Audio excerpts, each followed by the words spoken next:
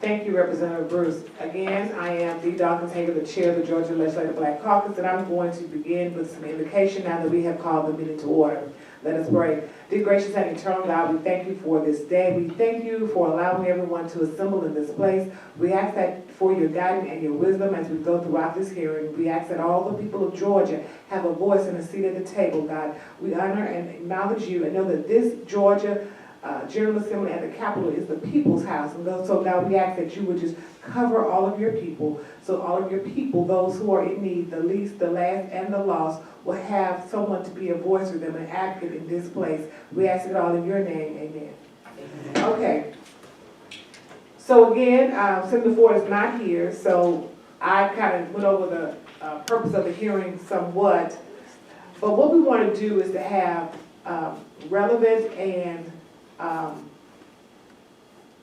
policy recommendations to take back for the General Assembly when we begin in January. When, I don't know if any of you all were present at the first couple of hearings at the other, the commission that the governor put together, but we want to make sure that we reach out to our community and you have actual things that we can put down to take back. It's very important that we are very inclusive. As you know, the first go-round, some of the chronic diseases were left off of the table as it related to being able to use the cannabis oil. One of those things that was initially left off to put back was sickle cell. And so we had one of our legislators, Representative Gloria Frazier, along with the Black Caucus, who worked very hard to make sure that sickle cell was put back on the table and is included. However, we have other diseases such as lupus that is still left off, and we know that African Americans and Hispanic suffer disproportionately to lupus as other minority groups. And so we want to make sure that microbialgia and a lot of other things are put back on the table. There are so many chronic diseases that we need present. And we also need to make sure that we have a place and a voice where we can make sure that cannabis is accessible here in the state of Georgia so that people will not have to travel outside of this state to receive something that we pass as being legal to have in this state. And so hopefully from being here today, guiding with all of you all, we will be able to put together our own commission report that we will be able to get to the governor that will accompany it, and so that we can get some things done in Georgia. With that being said, the first speaker this morning is going to be, well, I'm going to wait a second because we have some legislators and stuff. As they come in, they can come in and introduce themselves, and then we can go ahead and get started. And so Representative Marine sit here. Representative Mitchell, you come to the other side of him. Good morning. Good morning. And what we're doing is basically introducing ourselves. I just gave an overview, and then we're going to begin with the test. Oh, here? Here. Okay. Morning. State Representative Pedro Marin, representing House District 96 in Gwinnett County, cities of, part of the cities of Norcross and Duluth. And truly a pleasure being here and to discuss a very, very important matter. So glad to be here. Thank you. Billy Mitchell, I represent the 88th Legislative District, which is primarily DeKalb County, Stone Mountain to be exact. I'm not a member of this commission, Madam Chair. Like probably most of the members here, assembled here, I've come to get some education myself. Being on the Health Committee, this is going to be a long and enduring deliberation, as there needs to be, in my view, some improvements as the law has been presented thus far. We're glad to be here, and but I added you to the committee. Did you? I did yesterday when you told me you were coming. I went ahead and took that prerogative and made you a part of the committee. Okay. All right, that being said, we're going to go ahead and begin with our testimonies. And the first person we have coming, her name is, you all have her name is Sharon Ravert, and she is from Peachtree Normal. She is the executive director. Okay, and you will have a seat, yes. Where? She's I don't know. I thought you were. Oh, here or you here? where you want to There's stay? fine. Okay.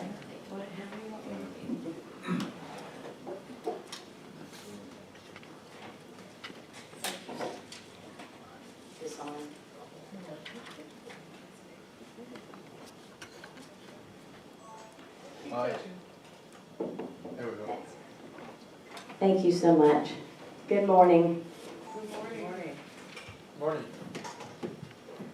I'm honored to be here today. Thank you for inviting me to testify on what I believe, quite frankly, to be one of the very most important issues facing our state and the citizens in Georgia. My name is Sharon Ravert. I am the Executive Director of Peachtree Normal Foundation. We are an educational nonprofit working to educate Georgians on the benefits of marijuana as well as the harms of the 80-year prohibition of the marijuana plant. Peachtree Normal began working in Georgia in March of 2012. NORMAL is an acronym for the National Organization for the Reform of Marijuana Laws. NORMAL was founded in 1970 and has over 159 chapters worldwide. 4 of those active chapters are here right in the state of Georgia. And we have 3 more in the process of organizing their first meeting. Our membership grows daily. I'm a native of Atlanta. I moved to Dahlonega in 1994 to raise a family and start a business. I was asked here today to talk about the importance of diversity in our struggle to reform marijuana laws in Georgia. When my work in drug policy began some 10 years ago, it was immediately apparent to me when attending conferences, rallies, and educational symposiums that those working for reform and those making those policy decisions were comprised of an inordinate amount of Caucasian males. We have made it our mission to encourage diversity and bring everyone to the table as we move the discussion forward in Georgia. We are all affected, and we should all take part in the solutions that we seek. Marijuana prohibition is a hungry monster, and it's after all of us. But it seems to have a special focus on people of color. During our research and work in drug policy reform, we have noticed an inordinate and suspiciously large amount of people of color being imprisoned under supposed prohibition crimes. It seems ironic considering that most of the marijuana consumed is actually consumed by Caucasians. It is not to say we want Caucasians or people of color to be arrested in equal numbers. That would be missing the point. What we want are reform marijuana laws where adults who consume marijuana are treated as liberated citizens who can make their own decisions of for their own bodies and for their own health. All we're simply asking for is the choice. There's more to acknowledge. A majority of the citizens being arrested and incarcerated are patients. Why? Patients are more likely to be in possession. They're more likely to be transporting it more frequently, and they are more likely to have larger amounts or concentrated forms that can also lead to felony charges. We must acknowledge that many legal patients from other states travel to and through our state, and our laws put them in jeopardy of arrest as well. We are working to provide legal aid through our normal legal counsel to these unfortunate visitors as well as to the patients that live in our beautiful state. Georgia arrests 30,000 people every year for marijuana. In 2011, 93% of those people arrested for simple possession in Atlanta, 93%, let me say that again, were African Americans. If that doesn't highlight the need for inclusion and diversity within our movement and within the policies that are being drawn up and passed, I don't know what will. At the last medical marijuana committee hearing, we heard from Sullivan Cheney, a veteran living in Fannin County, Georgia, that went to jail for growing marijuana plants for his wife who has MS. David West, a normal criminal defense attorney in Marietta, along with Fannin County District Attorney Allison Sosby, worked to find justice in this case, and the charges were dismissed. This shows that a change is taking place in Georgia, and sensible reforms can be achieved. In reality, arrests continue in states that have legal medical dispensary models. Families have enough to deal with when a family member is ill and sick. They most certainly do not need to deal with the criminal justice system or the Department of Family and Children's Services. They most certainly need not be in a jail cell. In closing, we live in one of the most diverse cities in the world. We are an international city, and I am extremely proud that Georgia is leading the way in the Bible Belt on medical marijuana and criminal justice reform. We must move fast, but with careful consideration of all. We are a compassionate, loving state, and we will succeed. Now is the time for all good people from all walks of life and all ethnic backgrounds, both political parties, to take a seat at the table and find sensible solutions to the failed policy that we call marijuana prohibition. Patients are suffering, children are being taken from families, and people are being criminalized over a plant that can help so many and can heal our communities. I would like to thank the Legislative Black Caucus and Latino Caucus for your willingness to educate yourself and your constituents through these hearings. Thank you for the work you did last year to include sickle cell and for your vote to pass HB 1. I would encourage you to co-sponsor any and all already introduced bills such as SB 7 and SR 6 and to introduce more. There's lots of work to be done, but we can do it all together. I would also like to be remiss if I didn't thank Alan Peake and Governor Deal and the members of the Medical Marijuana Committee for the work that they are doing for patients across Georgia. We can do more. I know that the table seems small, but there are a few more leaves in the hutch, and more chairs will be added. There is much work to be done, and to quote Representative Peake, Georgia cannot move fast enough. Thank you for your time. If you have any questions or need more information, studies, statistics, stories, science, or testimony, we are here to assist you in any way and are willing to get whoever you need to speak to here. I am Sharon Ravert, a mother, a wife, a voter, a chronic pain sufferer, a drug policy advocate, and I am not a criminal. Thank you very much. Thank you so much, Ms. Ravert. That was an excellent presentation. We have two questions now. We have one from Representative Roger Bruce and then Representative Billy Mitchell. I'm so sorry. No problem. Thank you for coming and thank you for your testimony. I just have a simple question. Yes, sir. You know, I've sat in on a number of these hearings, and what I'm picking from it is that we're combining two issues that need to be looked at, in my opinion, separately. I agree. You know, and one of them is the medical value of marijuana, and the second is the criminal implications of marijuana. Correct. Two totally different things, in my opinion. And but I think we lose something in the presentation and in the argument when we try to combine them. I don't think that people should be in jail for marijuana. I don't think that children should be separated from their families. All of that stuff, I'm on the same page. Yes. What I'm not totally clear on is the medical value. And when I say that, I know that there are some studies that show that certain things are, helped, not cured, but helped in terms of pain management and some other things. But I'm looking for studies, I'm looking for facts that show that expanding the use of marijuana is medically sound. And the reason I'm asking the question is because, I'm speaking with doctors, medical professionals, there's no study that really supports, from the medical community that really supports the medical value.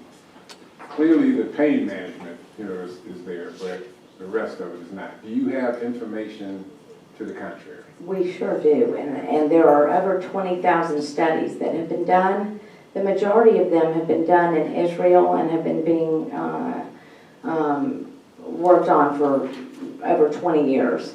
And I will be glad to send you specifics on certain illnesses or general peer-reviewed studies to look at if you are interested.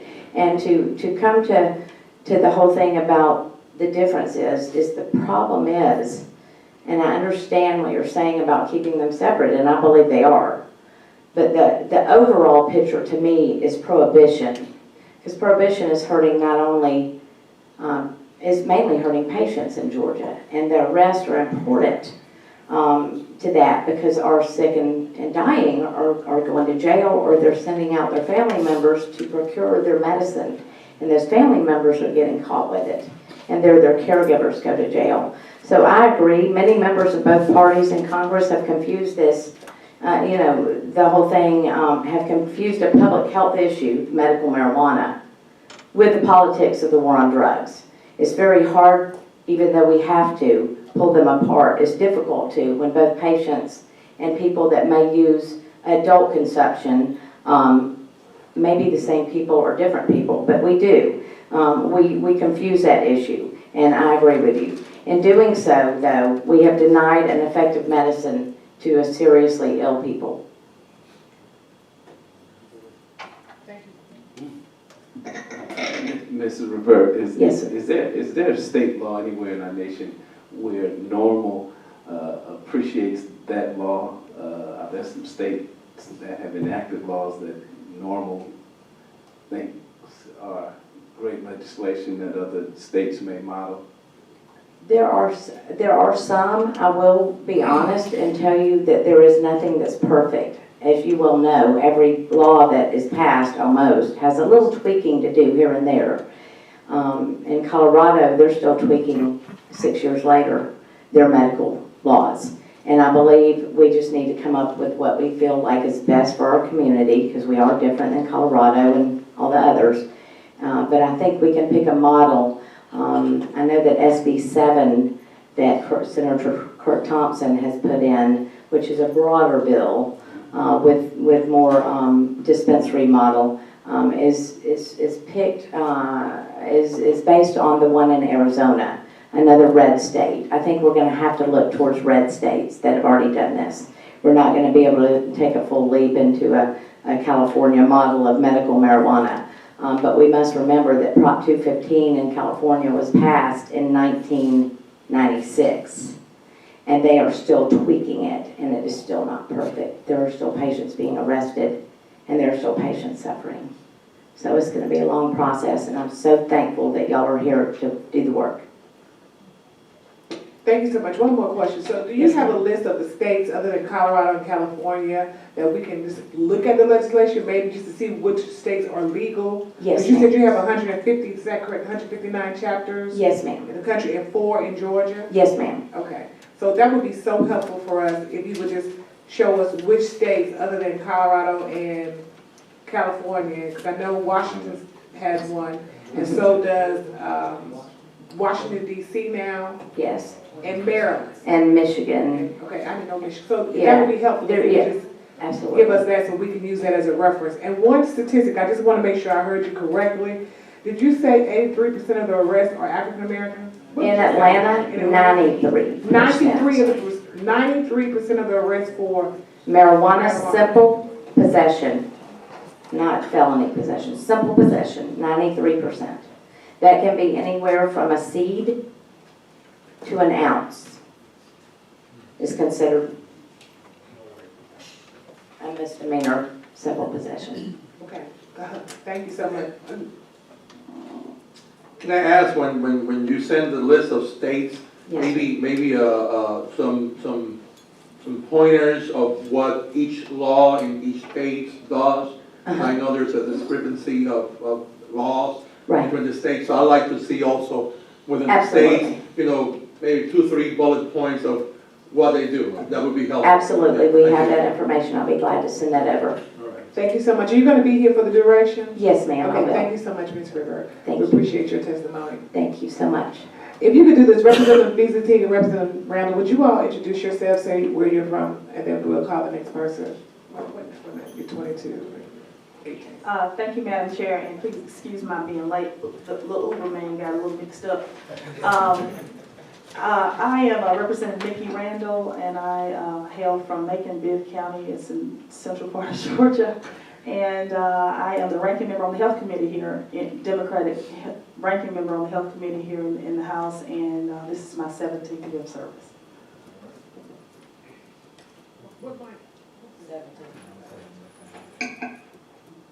I represent the DCT and I represent South Fulton County.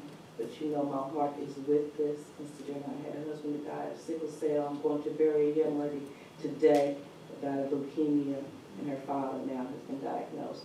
So, with no cures in sight, we gotta press on. Thank you. Thank you, Representative Dee. The next person that we're gonna have to testify will be, I think he has to go to work today. Is it Kenny Williams? Are you? Kenny Williams, your mother has MS and you would like to speak about the patient review board qualifications, is that correct? Yes. Okay.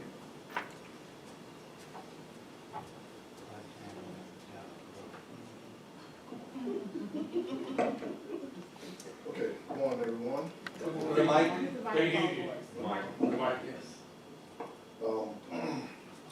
So, a little bit about myself real quick. My company, only.This Solutions. Thank you. My company, only.This Solutions, is a research administration consulting firm, and we've been working closely with the Morehouse School of Medicine for over 4 years now. And half of all of the biotechnology companies that received funding in Georgia this year, those applications were submitted by my company. Now, I was introduced to Mr. Richard Brumfield by Dr. James Lillard, the Associate Dean of Research and the head of the Technology Transfer Office at Morehouse School of Medicine in 2014, so that I could help him submit an application to the National Institute of Health. Now, his company, Full Spectrum Omega, developed a strain of cannabis that does not fall under the Schedule I guidelines. FSO has submitted one application already to the National Institute of Health with Dr. Roger Simon as principal investigator, and has secured my services for 2 additional applications upon finding the best principal investigators for the proposals.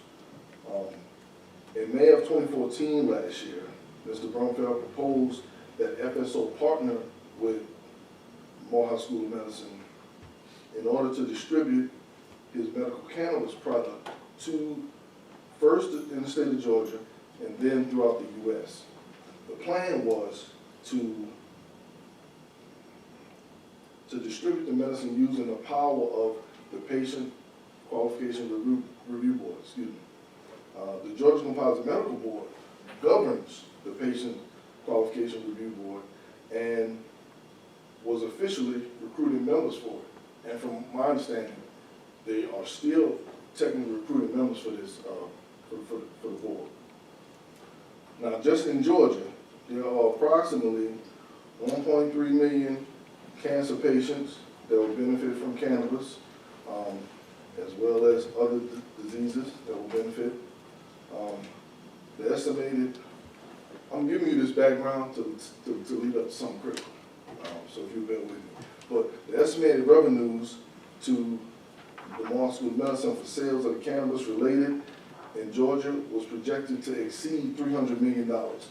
That number is based off of the 1 million plus possible patients in Georgia, and MSM would realize 10% of the sales made at $300 per bottle, because Mr. Brumfield had an agreement with MSM to pursue this. Now, upon reviewing Mr. Brumfield's proposal, Dr. Lillard, Dr. Lillard, the head of the Technology Transfer Office at Morehouse School of Medicine, he asked me to assist him with compiling a PowerPoint and figuring out if the Georgia Composite Medical Board was indeed recruiting members for the Patient Qualification Review Board. So upon my findings, Dr. Lillard was going to bring this opportunity to Morehouse leadership and recommend that they submit the necessary doctors to seat this board. Now, as of today, the the Patient Qualifications Review Board is still recruiting members. In 2004, I emailed LaShawn Hughes, the executive director of the Georgia Composite Medical Board, inquiring about the proper way to submit the doctors for the purpose of seating the board. And her response was troubling to me because she told me that the board had been dismantled. Now, at that moment in time, I don't understand why I was misled by Director Hughes, because when she said the board had been dismantled, that made Dr. Lillard, he no longer wanted to pursue the Patient Qualification Review Board with Full Spectrum Omega because of what she said. And, you know, the MSM partnership with Full Spectrum Omega could have been treating millions of patients by now, if not for what LaShawn Hughes said. Let me do this. I'm gonna stop you for a second. Because Mr. Brumfield is here, and it seems like you are referring a lot to his research. Maybe we should hear from him, and then that will undergird what you're saying, because I'm a little lost. Not that your presentation is not clear, but I need to know what it is Mr. Brumfield has done so we can understand what you are following up with, and then it'll make the picture clear for all of us. Do you see what I'm saying? Well, okay. Because I'm a little... The point I'm trying to make is that the Patient Qualification Review Board had the power to start a program, or excuse me, has the power to initiate a program where they can treat any type of patient that they want to treat. So for example, they can say, okay, we're going to start this program and we're going to treat sickle cell, MS. They can determine what they're going to treat. And the Morehouse School of Medicine was willing to submit the physicians that could have made this happen a year ago.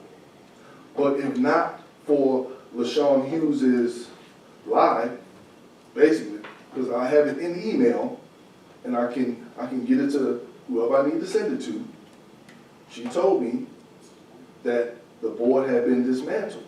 And that totally shut Morehouse down because they weren't willing to pursue something that may not be real. But it was real. And you know, we can all go to the website and see that there are still recruiting members. And I don't understand why that we were misled, but we were, and it's a shame because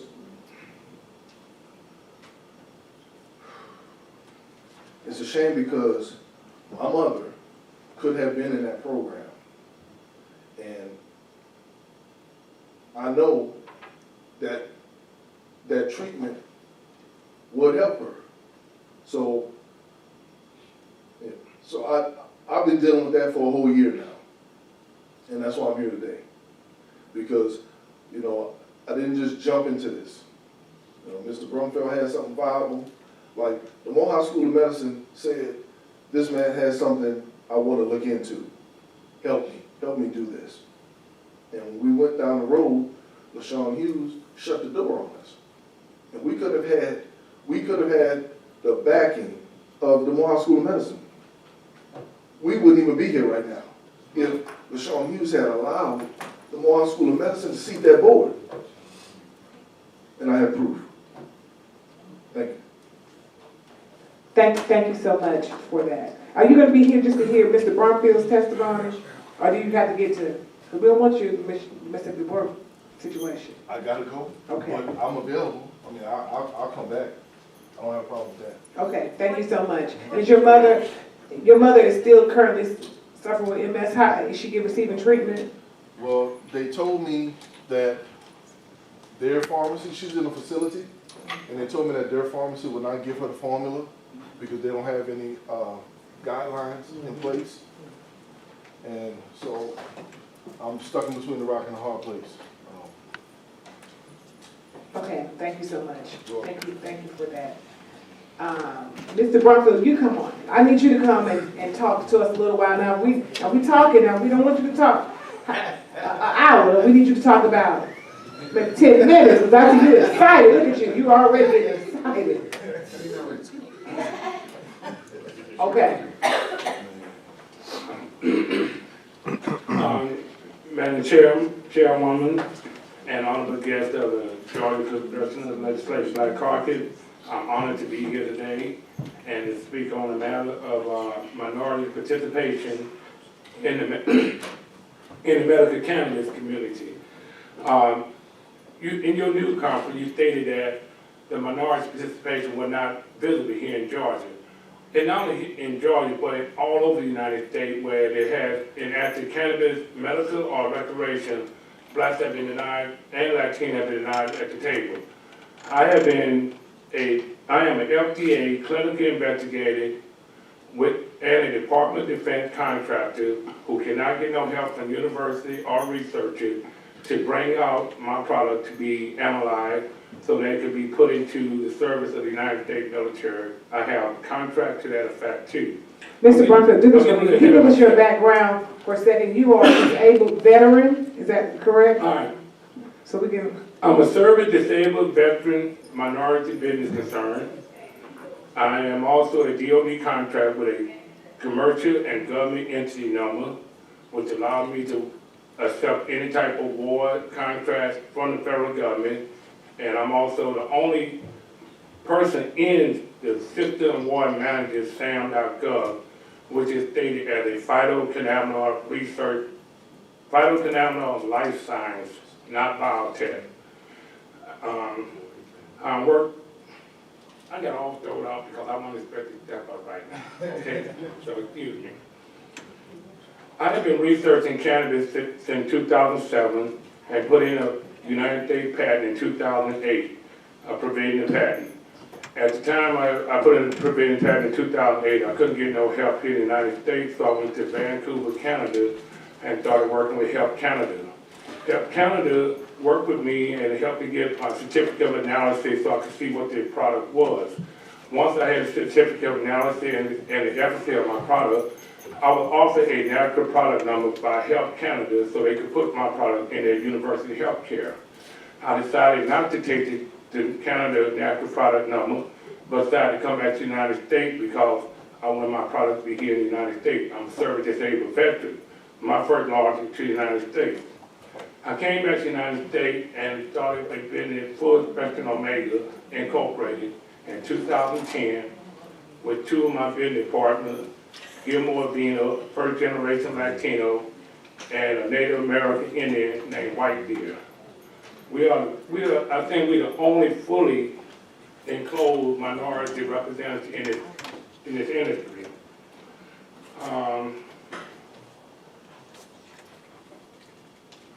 I had developed a low THC oil formulation in Caucus application to improve the quality of life for those suffering a broad range of health conditions, and in many cases provide relief and healing for those suffering from cancer, variety type, COPD, MS, AL, Crohn's disease, and others.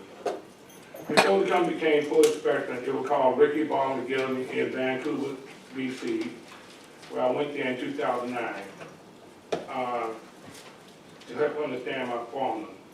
In May 2010, I was invited to Georgia by Right Reverend Gregory Carr David to put my formula into clinical trial study for patient response, and we submitted to the Georgia Comparative Medical Board along with Dr. Pagan, outpatient Dr. Monitor study, and the results are available. I sent it to the Georgia Comparative Medical Board in 2010 along with the patient response. In 2012, I traveled to Fort Detrick, United States Army Medical and Material Command, to demonstrate one of my phytocannabinoid topicals to the military, and they gave me a new product idea number along with a broad age announcement so I could finish the research and have a contract on the topical.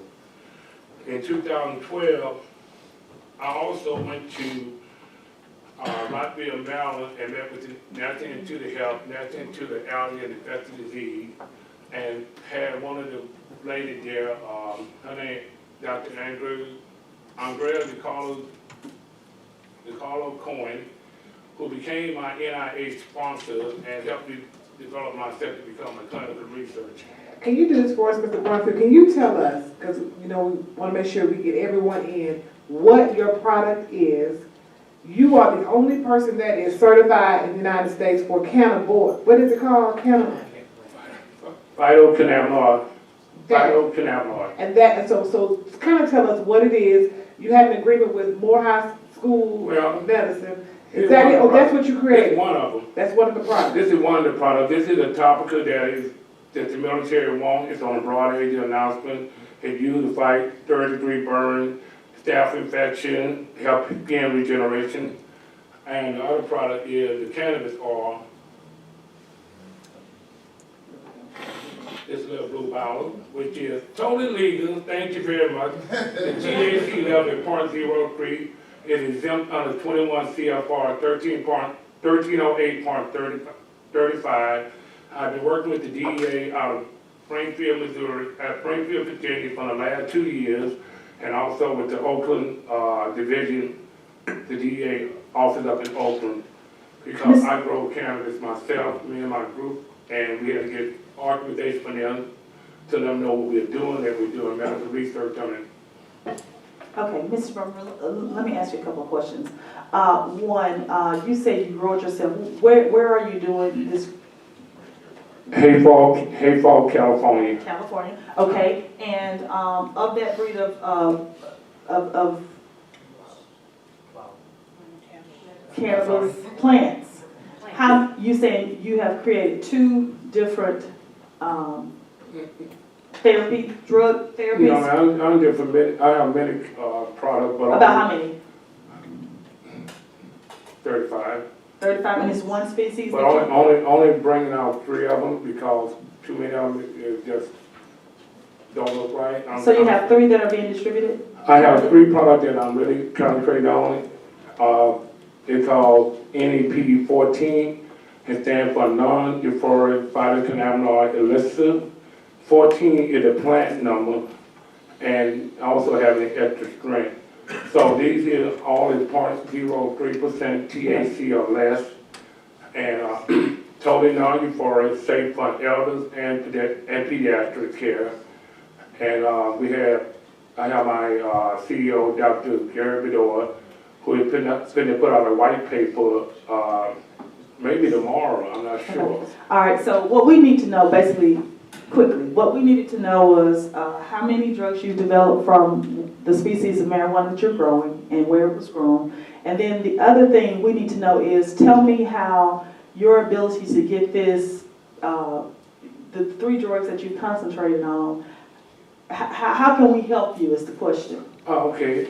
Well, I just finished going through grad certification, generally regarded as safe with a FDA compliant company, which showed that I'm legally authorized to cultivate, process, and distribute my formulation. And also, the last part of the FDA stuff I need to do is the efficacy. And with Georgia opening up the doors to allow patient and doctor monitoring, I'll get the efficacy I need so that this product could be turned into the FDA as a self-determined draft notification, and also have a drug control number for my product already so it can be billable at medical food once it has been shown the efficacy. And this is the main reason I came to Georgia. I'm trying to get efficacy. Once I prove it, I have an 8-week program, an 8-week clinical study, and a 90-day study. And in those time periods, we have seen total wellness, improvement of life, and in some cases, completely no sign of disease. And we will be getting a white paper out tomorrow. I don't know exactly what day it'll be published, but I'd be glad to just send a copy to all of y'all so you can see the results. It was 31 patients. Out of 31 patients, only 3 of them died, and they broke the protocol. 6 of them are still going through, and the rest of them are disease-free. Okay, and so tell us about, last question, tell us about your roadblock in achieving this efficacy. My roadblock is getting university and doctors to work with me. 'Cause once What universities have you approached? I went to Morehouse School of Medicine, Oklahoma, Morehouse School of Medicine put in a scientific technology research grant, and we got reviewed, but we did not go enough to get the grant for $325,000. So we're gonna resubmit on December 5th. Then we have Oklahoma University. No, I'm talking about Georgia. We can't help you in Oklahoma. Tell me what Georgia, Well, it's Dr. Lenore and Morehouse School of Medicine. so it's just Morehouse School of Medicine that you've approached for help? Yeah, Okay. we already working together. I already put my material in their laboratory. I already have a material transfer agreement signed by them. Okay. We have a collaboration agreement and an equity sharing agreement all in place. Only thing that happened was when LaShawn Hughes told Dr. Lenore that they were not going to set, that they just come out of the patient qualification review board, that kind of like tore everything up because that was on October 13, 2014. Okay, now let me ask you this. So that review board could have given you, that could have cleared your roadblock, is what you're We saying? would be Okay, having a meeting today if we wouldn't have told that the patient qualification review board had been dismantled. Okay, gotcha. You understand? I think we got our answers from you. Yeah, I just want to get clarification. I want to make sure I understand, because I didn't have a chance to look at your background. Do you have any medical background? No, sir. My previous position was senior material analyst with Norfolk Grumman Space Technology. I'm a procurement program officer. So I have a lot of, I have no medical background. That's why I have other people in medical coming in with me to do the research, because I'm not a researcher. Okay, I just wanted to make sure I understood. The other question I have is that the studies that you have done, do those studies include how whatever the products are that you come up with, how they interact with other drugs and other medications? Yes, sir. We develop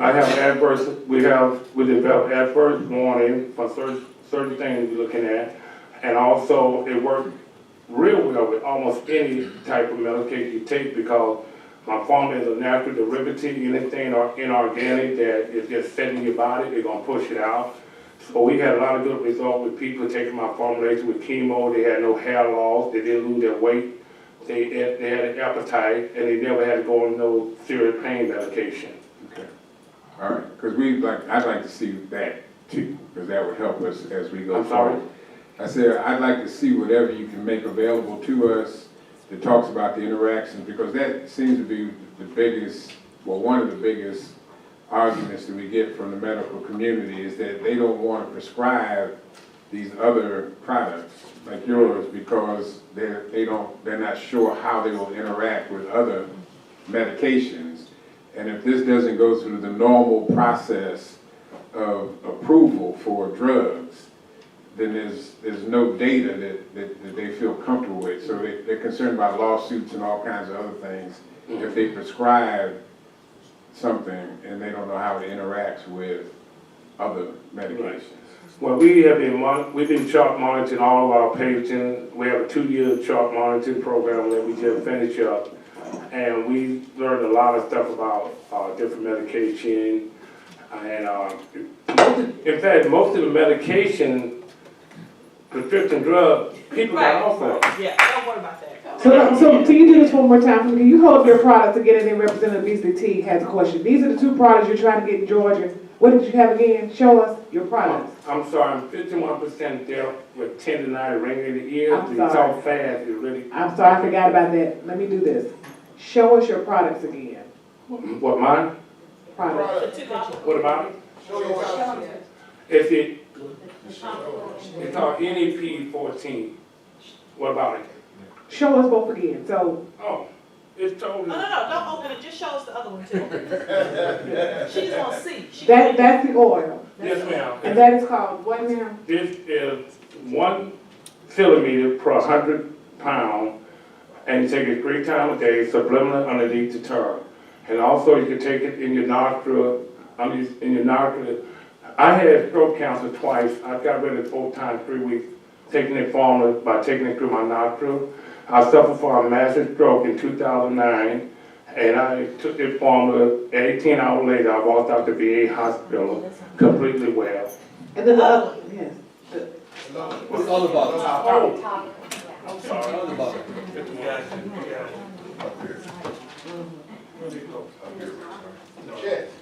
this pocket. Okay. It's topical here. And that's a topical, it goes on, It goes on, rub it on. It would stop any pain anywhere on your body. It don't feel we like. gonna talk after this, I need some of that. Okay. Thank you. Representative Dee. Thank you, Madam Chair. I just want to thank you for coming. I appreciate you, okay? Thank you. Thank you so much, and thank you for being a survivor. We thank you for being a 3-time survivor of cancer, and you're still doing everything that you're doing. Thank you. I actually discovered it formula to save my ex-wife's life, my first ex-wife's life. She had a lung form, cancer unknown primary in a sinus area. And she reported died in October 2011. She's still alive today, cancer free. Thank you so much. Thank you. Okay, the next person that we're going to hear from is Dr. Uma Dhanabalan. Yes, thank you.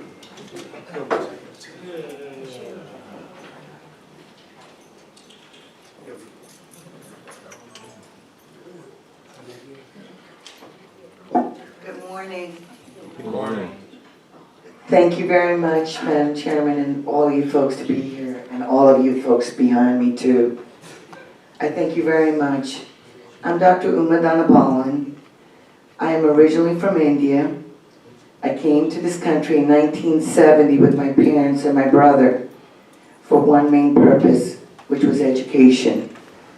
This word education is something that I truly believe passionate about. And this country is the land of opportunity and truly the land of education. People take it for granted, and so much is taken for granted. I'm very fortunate to be a doctor and to be trained in this country.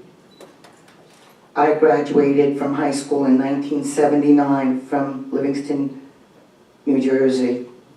I have over 20 years of medical education, formal education.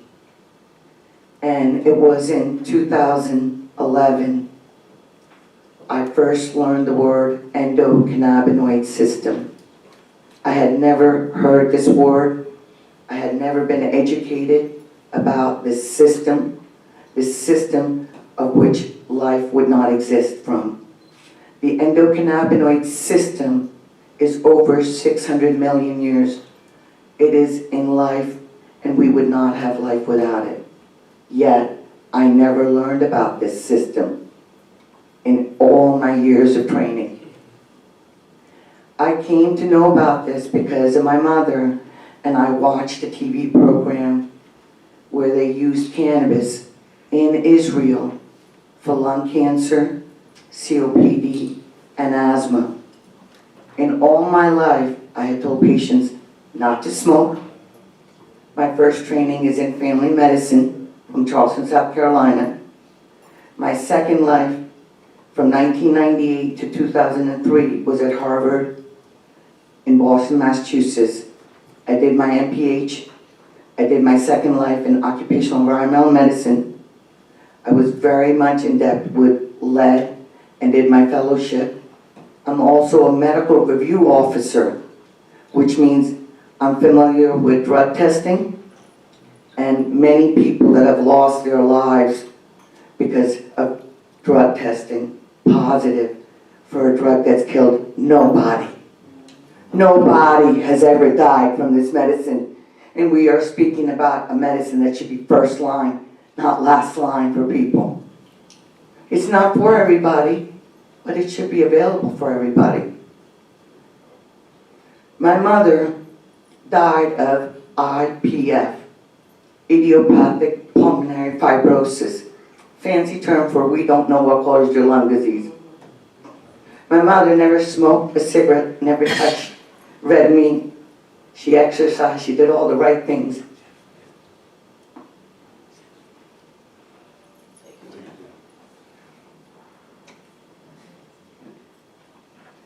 I've seen over 4,000 patients that I've certified for cannabis. I don't write a prescription for this medicine because it's in Schedule 1. It's been there since 1970. It was placed there along with heroin, LSD, and ecstasy. And again, cannabis has killed nobody. I don't write a prescription for it because I can only write a recommendation for this medicine. I am proud to say I don't have a prescription pad in my office.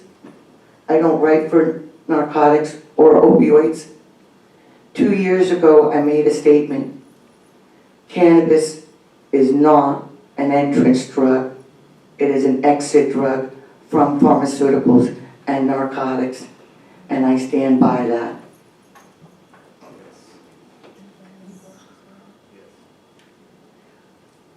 I have a practice in Massachusetts. I started this practice August 20th, 2014, and I don't have patients that are dying from what I'm writing. I've been able to get patients off their medications. You talked about sickle cell. We talked about different illnesses. I don't want a list. I'm trained. Let me make the decision for my patients.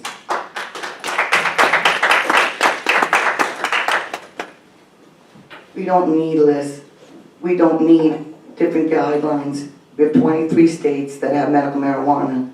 If I cross my line from one state to another, if patients are not allowed to take their medicines and be thrown in jail for something that's healing them. Mental illness is huge.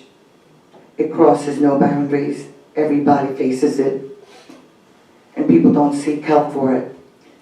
I truly believe most, if not all, patients using cannabis have been self-medicating.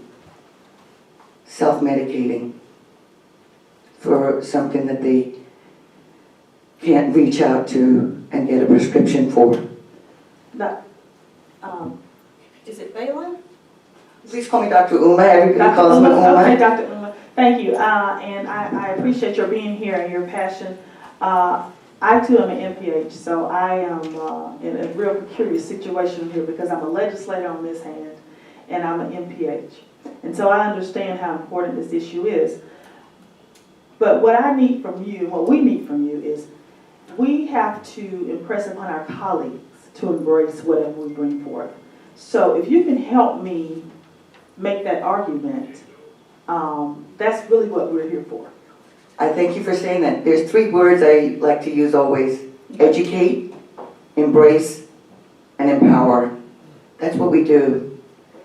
I am still trying to educate my colleagues. When I use the word cannabis, when I first started doing this, I said, I'm a family doc, Ahmed. Cannabis medicine. Now I say, I am a cannabis medicine doctor. Okay. I'm proud to say that. And there is so much literature. I'm hoping by the end of this year, my data from my own patients will be published to show that they are getting off their narcotics. Yes. Hallelujah, they're getting off their narcotics. And we have an opioid epidemic. 258 million prescriptions were written by doctors, which meant every adult in the United States had 1 month's supply of opioids. Not acceptable. All right, let me pose it this way. Okay, so we're at a point now, we've passed something, it's not what we wanted, it wasn't what the author initially introduced. It's been scaled down tremendously. The initial legislation went from cultivation by way of our flagship state institutions, 2 of which I can think of, one down below me, Fort Valley State, that would have been a perfect place to do the research and cultivation. And even UGA could have been, both state institutions. So when the author came to us about this bill was comprehensive. This bill went from cultivation to distribution. The governor was not in favor of that wide, expansive bill. So you do know we passed what we could. Okay, let's get that clear. We passed what we could. Okay, now this is a stepping step. Exactly, and that's where we are now. We want to build on what we have, and we need you all to help us with the argument as we build on what we have.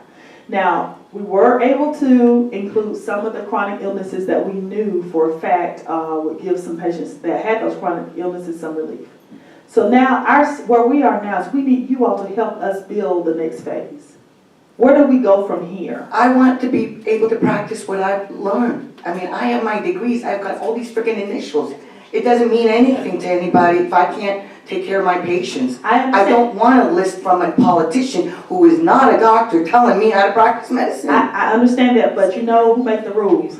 So please, this is what I want. I want two things. Here you go. I want doctors and healthcare providers that write the recommendations to be trained properly, okay, to be certified and have the education. I want to see more caregivers, not just dispensaries, and I want to see testing. I want to see laboratory testing, mandated laboratory testing. Rule number 1 is do no harm, right? That's what I was told. Absolutely. Do no harm. So I want to see standards. I don't want medical marijuana to become marijuana mills, okay? That's the first thing, because I've done this and I've been educating myself, and there's people out there making this into a business. Okay, let me ask you this. So you're not in favor of expanding the list of chronic conditions by which, okay. I want to be able to say, let the doctor decide what to treat the patient with, not a list. Okay, well, you know, that's how legislation works. That's how it works. It starts with a list, and sometimes that list can be... The patient is not different from state to state. I understand that. I understand. But you got to understand where I'm coming from. That's the reason why when I start speaking, I let you know that I'm an MPH on this side, but I'm a legislator on this side, okay? So help me meet in the middle, reasonably, where ultimately I got to get something passed. All I'm saying is if we made the word chronic pain. Okay.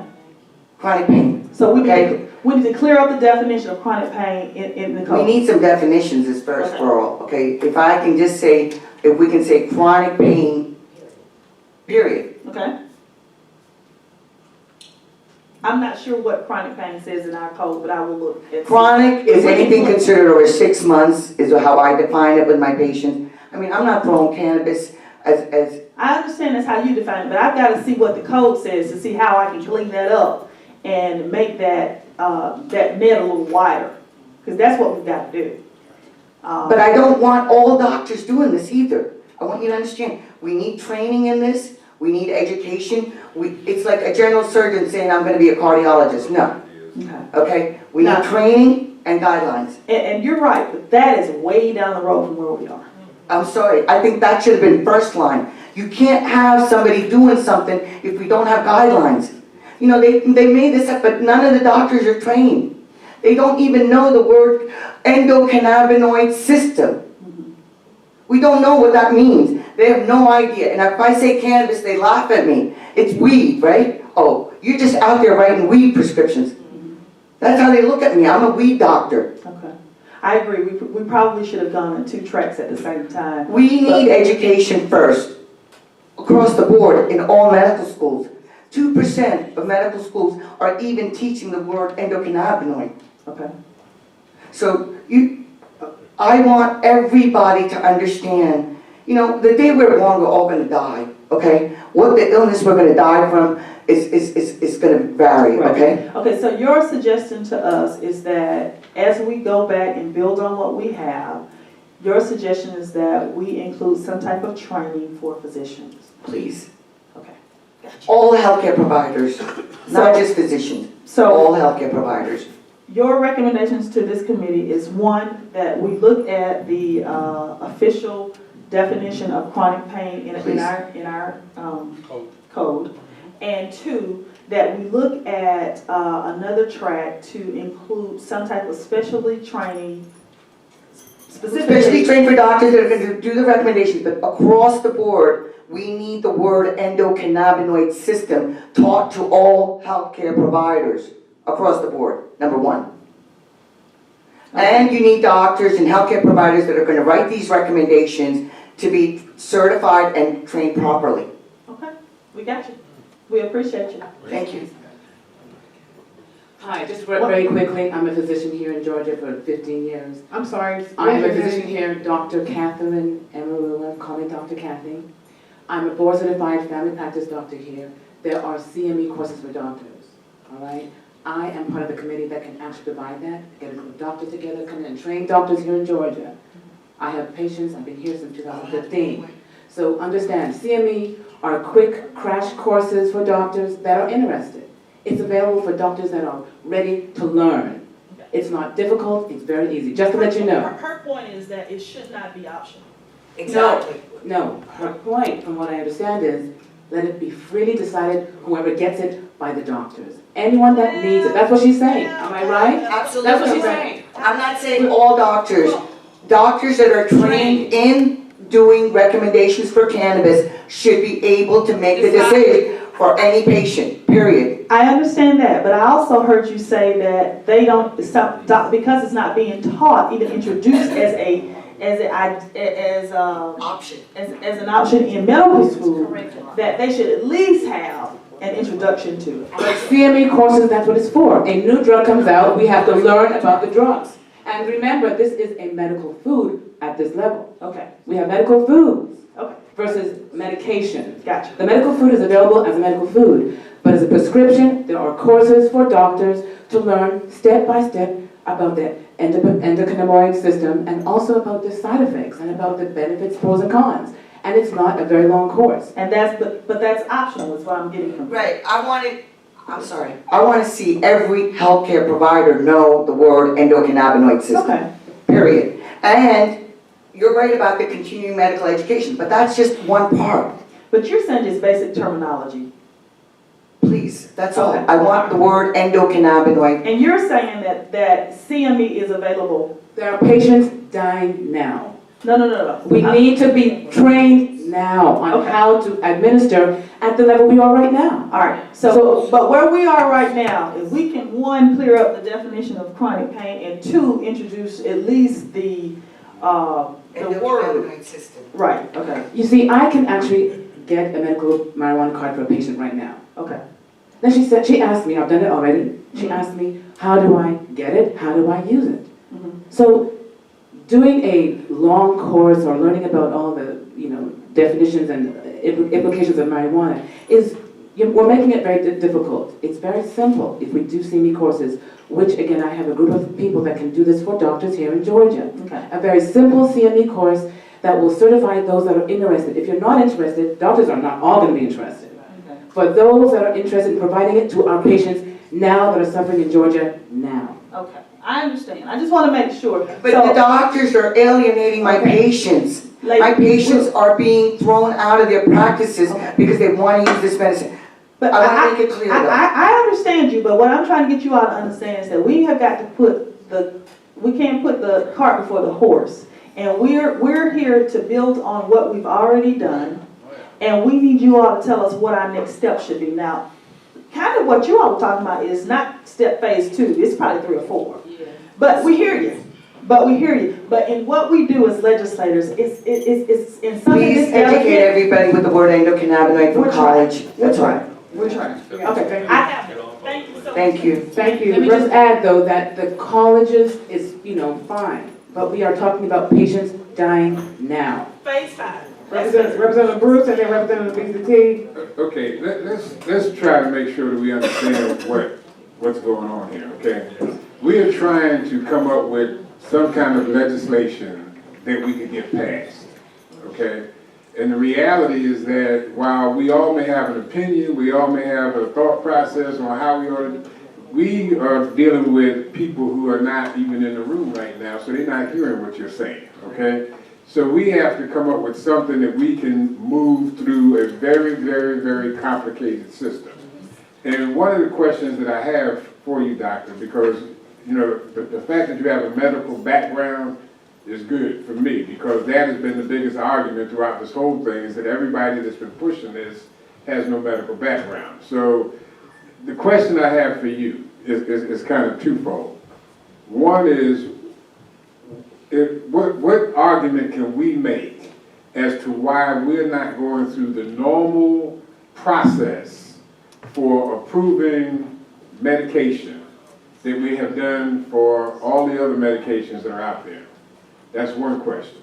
And then the second question is, when somebody actually takes the medication that you're talking about, and there's some confusion around that because the medication is not the same state to state, place to place, because we don't know who's growing it, first of all, and then we don't know what they're doing in that growth process. So you might prescribe something based on what you know is in that product, but another doctor in another state could make a prescription, and it could be something totally different because we don't know what people are using to grow this stuff. You understand what I'm saying? Mm-hmm. So those are the two things I'd like you to address. Okay. First question was that it's in Schedule 1 right now, okay? Which means we can't write a prescription for it. Doctors have a DEA license. There are 5 schedules. We write a prescription for things in Schedule 2 through 5. Cannabis is in Schedule 1, along with heroin, LSD, and ecstasy. It needs to be descheduled first. That's the first thing that has to happen. Number 1, it should not be in the schedule that it is in. Number 2, testing is very, very important. And again, do no harm is rule number 1. I want to see all the medicine be tested, laboratories across the board. Just like you get a blood test done, right? If your glucose is 100, with a finger stick, it's 100 across the board, right? Standardization. We need standardization. We need labs that are certified, that we can have the medicine tested across the board. If a medicine tests 50 milligrams of THC in Georgia, it should test 50 milligrams in Massachusetts or any other state. Okay, and that's what I thought you were going to say, which makes what you just said a federal issue, as opposed to a state issue, Exactly. a local issue. And as such, you know, we don't have jurisdiction, you know, to do what you just said across the board.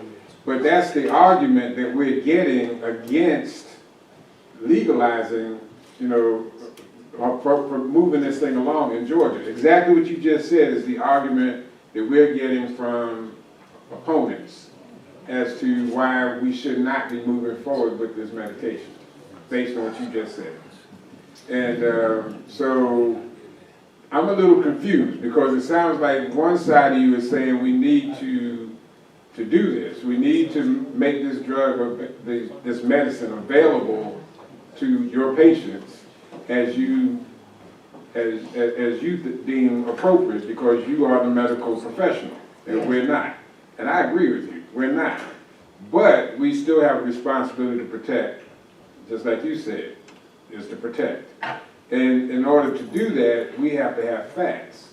Fact is, nobody has died from cannabis. Well, okay, you know, that fact is not going to make this go forward because Medical food. I'm sorry, it's a medical food. Please don't interrupt. You have to be recognized. Okay? I'm sorry. It's a medical food, please. Okay.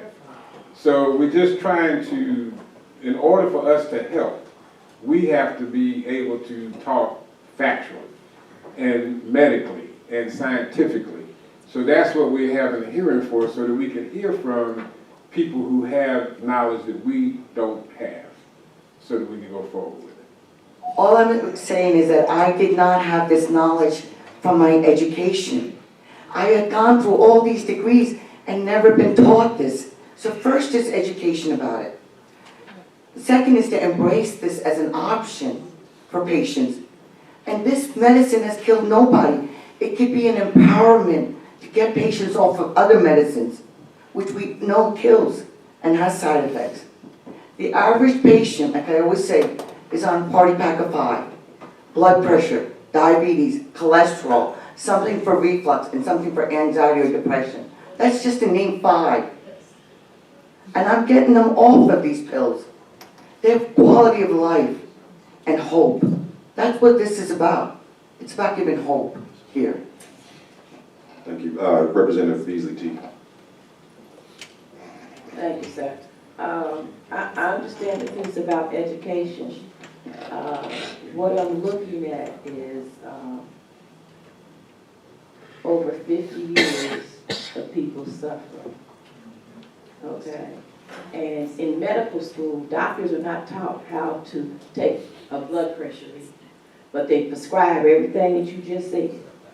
So what I'm looking forward to this committee doing, and the rest of the world, is coming on board with how it can be used and what the benefits would be. So I'm a machinist, but I had to learn this from Emory to be able to sit here on the Georgia General Assembly and say that this is what we need at this particular time, and we have needed it for over 50 years. They're just not, states are just now coming on board and doing what they think is necessary, what they believe. I mean, and that's always, because you're dealing with people that have no idea what medical field requires for, education and whatnot. So if we could just get the schedules the way that they should be, so that we can, because they just made the tramadol schedule something that it wasn't in the last 6 months. So they fluctuating with it. So just, if you could just give us something possibly, in your experience, what a kindergartner could explain to somebody, that would really help. Okay, because that's what we're dealing with here. We're dealing with people that don't have a clue. Okay, perfect. I like your question very much. The endocannabinoid system, okay, like I explained in the beginning, was life. There are receptors throughout our body, primarily 2. One in the brain, called CB1, and CB2 in the immune system. That's why this medicine works for so many illnesses, okay? These receptors work with 3 things. Either a phytocannabinoid, which is from a plant, endocannabinoid, which is made in your body, or synthetic. These 3 things work with these receptors, and that's why it works for so many different ailments. When these receptors are managed by what our own body makes, which is not enough, and we can substitute it with a plant-driven, it's able to do 5 things: relax, eat, sleep, forget, and protect. This is what the endocannabinoid system is meant to do in life. And we are in an imbalance. Our body doesn't produce enough, so we need to give it. If I was diabetic and I needed insulin, you'd say, Dr. Uma, you need insulin, right? If I was deficient in vitamin D, you'd say, take vitamin D or get some sunlight. If I was deficient in endocannabinoids, you need to tell me, please supplement with cannabinoids. That's what this plant does. That's as simple as I can explain it. It is able to do what life, basic life, relax, eat, sleep, forget, and protect. This is our basis of homeostasis. We don't have enough of our own endocannabinoids made. We need to replace it with what we get from a plant or synthetics. Synthetics kill. This plant does not. Thank you. Dr. Uma, thank you for your testimony. The next person we're going to have is a pop shop. Is that Dee Paul? Is Dee Paul here? Okay.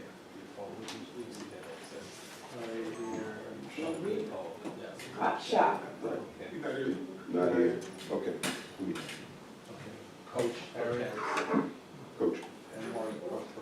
In the interest of time, we have approximately 12 people who still want to speak. So, yeah, and so please limit your comments to about 3 minutes or so, and then let's see if we can get a little response. But let's try to get some salient points out. Thank you, Coach.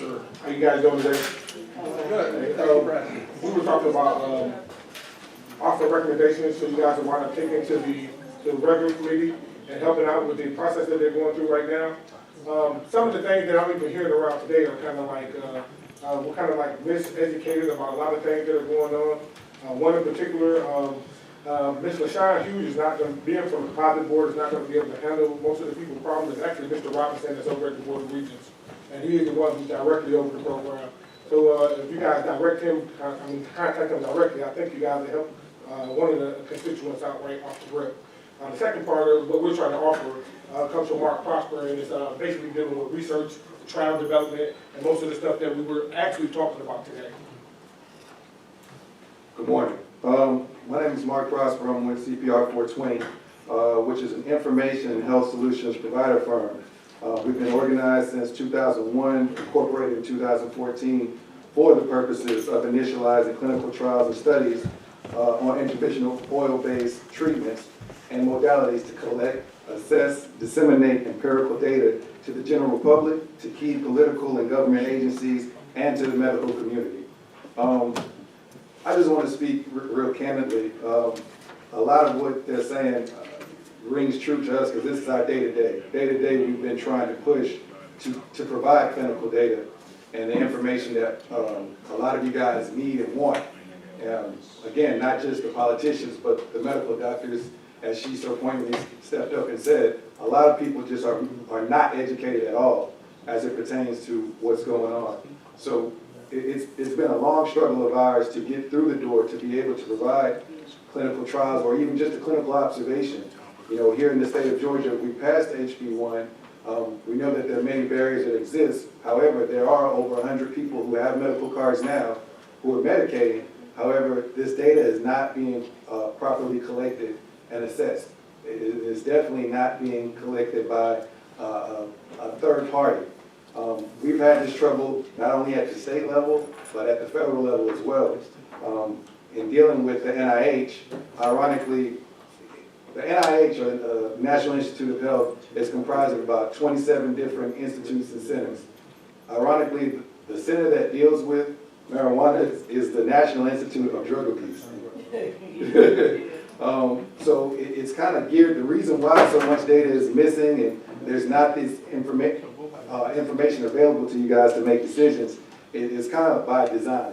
Even here in Georgia, when following the protocol as it's written in HB1 and following up with the State Board of Regents, which is the only institute that's allowed to do clinical data. I mean, we've been bounced around from the composite board to the DEA at the state level, back to the Department of Justice, back to a medical review board, back to the State Board of Regents. And from what we've been told, there's only really one firm here that's doing any clinical trials, and it's the same firm that's producing the medicine that's on trial right now, which is GW Pharmaceuticals, which is a UK-based company. You know, we've made attempts to assist. We've made attempts to at least take that information and pair it or contrast it against the national information. Because one of the benefits that we have as a company, we've been able to travel across the country collecting data and sitting down with people and sitting in rooms just like this and hearing testimony and making contacts and connections with people who have data. However, it's not allowed to be published throughout the normal channels. So, I mean, we'd like to see, at the very least, a clinical observation, whereas the patients who are here now, who are right now taking medication from various sources, be observed. We do know that the composite board now has submitted, I think it's going to be a quarterly questionnaire that the doctors are supposed to give to the patients. We saw the last draft. We haven't seen the final draft, but from what we've seen, it's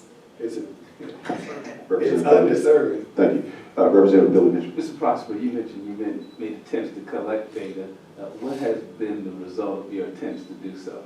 Oh, it's horrible. We can't get the right permission to collect the data as a way that we with that.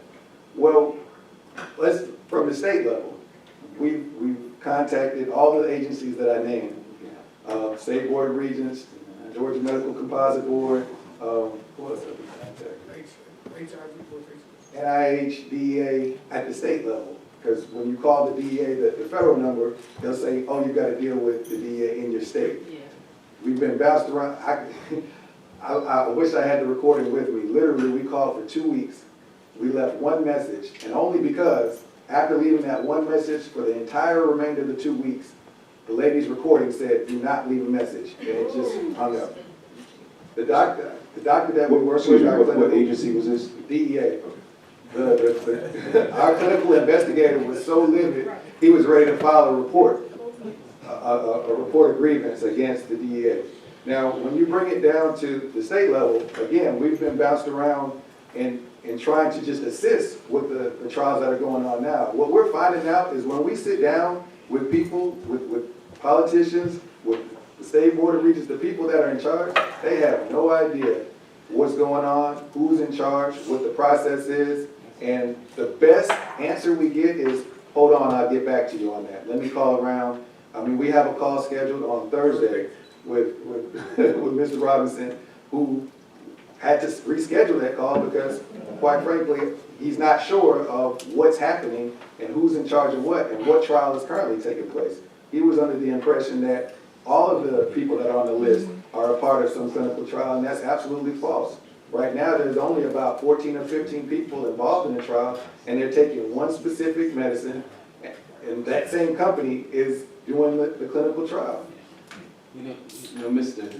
Prosper, if you would get with the chairs, we can make a demand for that information, and they're obligated to get that to us. That would be awesome, because again, even the people that we have now taking it, we don't have a collective of how many of these people have cancer versus epilepsy. We don't know. We don't know who's taking what medicine from where, because we can't cultivate it here and it's not grown here. We have people taking all different variations of medicine, different dosage, they're administering it in different ways. You have different genders, different weights, different ethnic backgrounds. None of this information is being collected so that doctors can make a sound decision and say, this is the dosage. Even scaling back to the standardization of the safety of it. We don't know where this medicine is coming from, where it's grown, at what level, how much poison is in it, if there's any mold in it. I mean, there's really none. And there's the one ISO certified lab that's certified to deal with cannabis, which we've brought to the table and we've introduced to members of the committee. There's still, that process is still slow.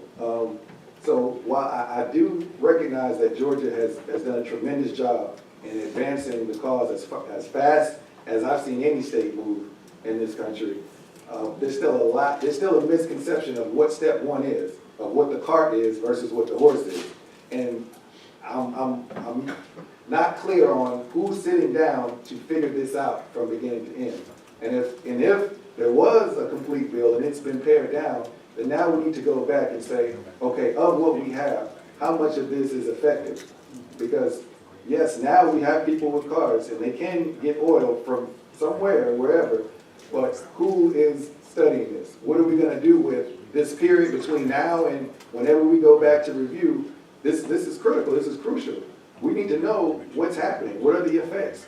And just in our networking and being able to sit down with some of these families, we're noticing that, a lot of kids are getting healthy, depending on where they're getting oil from.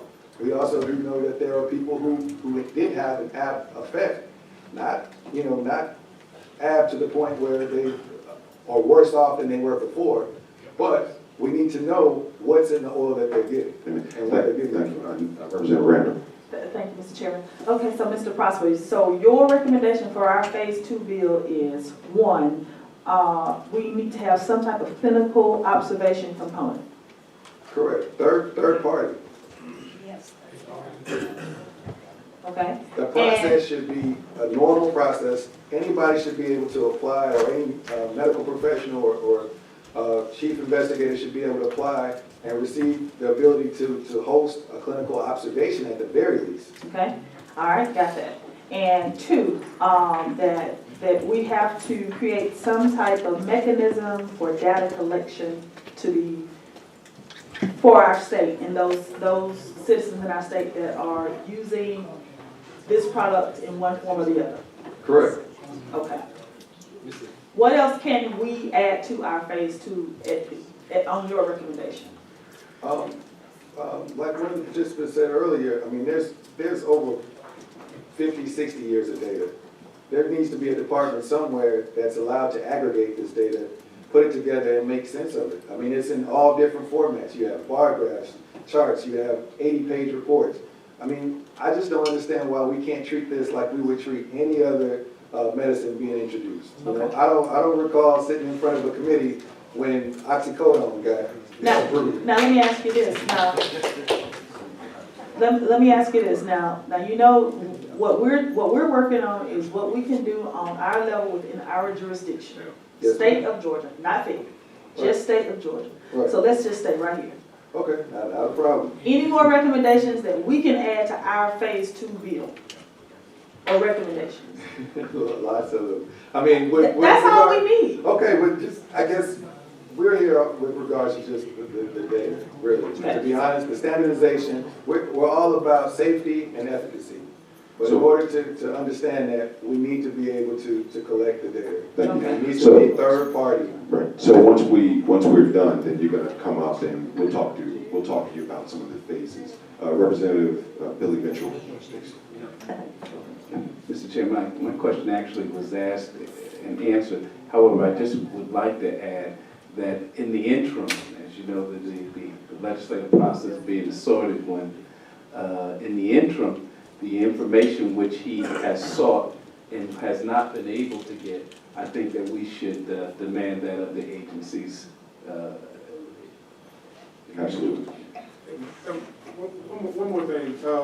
In HB 1, it has on line 9, it talks about outside agencies coming in and being able to help out. We really just want to know if it's just one agency or is it a multiple agencies that can come in and utilize the resources and collect data.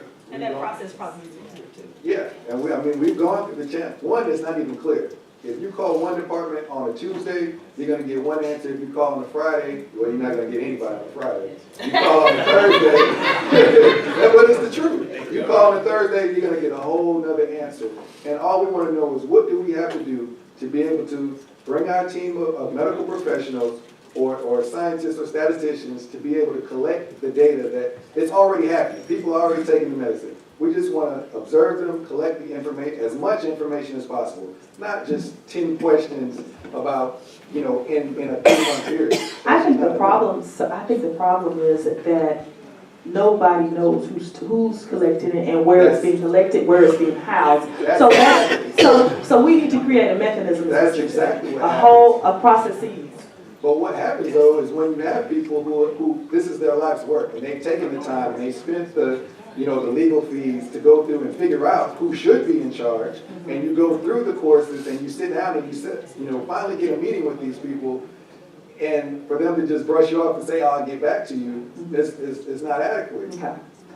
But we've done the research. We know that several different agencies could give the approval for an outside company or a company right here in Georgia or a doctor right here in Georgia to be able to collect that information. So as far as House Bill 1 is concerned, it mentions access, but phase 2 needs to include a process for access. Correct. Okay, gotcha. Thank you. Anything else from you all? Thank you very much. Appreciate the testimony.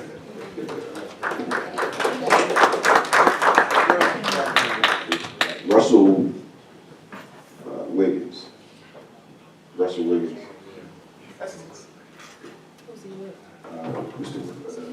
Mr. Wiggins, please tell us who you are. Yes. Who you represent. Good morning, everyone. I say thank you for your opportunity. I know your time's important. I don't want to be just a few minutes of your time. My name is Russell Wiggins. I'm one of the original employees of the first medical marijuana lab in the state of California, called Steep Hill Laboratories. And to answer a lot of your questions that you already had, you said, hey, what can we do here to help you guys assist you out and down the line as far as helping with the state of Georgia?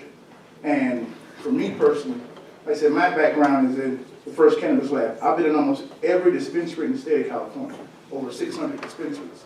And what you guys are missing is, you guys want to regulate everything, but but you gotta forget about the farmer and the user. And the farmer, like I said, go back to everybody. Everybody can cook chicken, right? But you don't cook everybody's chicken. You don't eat everybody's chicken.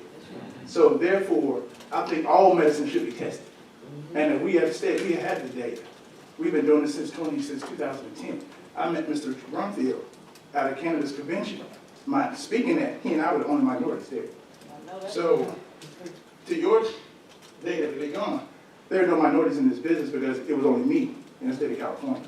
And if it wasn't for me and Steve Hill Laboratories and the founders of Asimore and Dave helping me and assisting, walking me in there, I have the data as far as what we do as far as the flower. Because what you want to do, you want to know is how it's grown, how it's tested, what's in it, what's the harmful dangers of it. So that's what we did. We broke it down. We broke it down to not only just doing something, we do potency testing, we do real-time polymerase testing, pesticide testing, as well as herbicide, fungicide, as well as soil chemical. And then we do nitrogen packaging. Because as a medicine, you want to grow it, be able to grow it healthy, and also store it for your patients. And none of you guys have talked about any of that. As far as getting... Do you have a car? Yes. Well, for not as far as this, no. We'll finish. Because what I'm saying is because we provide a certificate of analysis, and that's exactly what you guys asked for. When it comes for the patients, and it comes for the doctors, and also when it's coming from the actual farmers. Because you want to know what the farmers are doing, what chemicals they're using, what pesticides and harmful things. And to be honest with you, Mr. Wiggins, I appreciate that, and we knew that. That's why there was a part of the original bill. However, where we are today, what can you give us? What can you give us? Because all that you're saying, we know that. That's the reason why we included from cultivation to user in our original bill. But we're not there yet. We're not growing. All we have is that you can possess it and use it if you can get it here. Correct. Without getting locked up in the process. Right, but if you possess it and use it, we don't know what it is. What's in it? We know that. But we didn't pass anything that overreaching, that from cultivation to user. So from what we have right now, what can you recommend to us? What I can recommend to you right now? On a perfect day, we're cultivating it, and then we've gotten somebody, regulating the facilities that's growing it and regulating how it's grown and all that stuff. But that we're not there yet. Right, because right now all the medicine that's been imported, yes, most of that has been tested. You want to make sure until you guys get it regulated here, like you said, you can grow it in Georgia. Get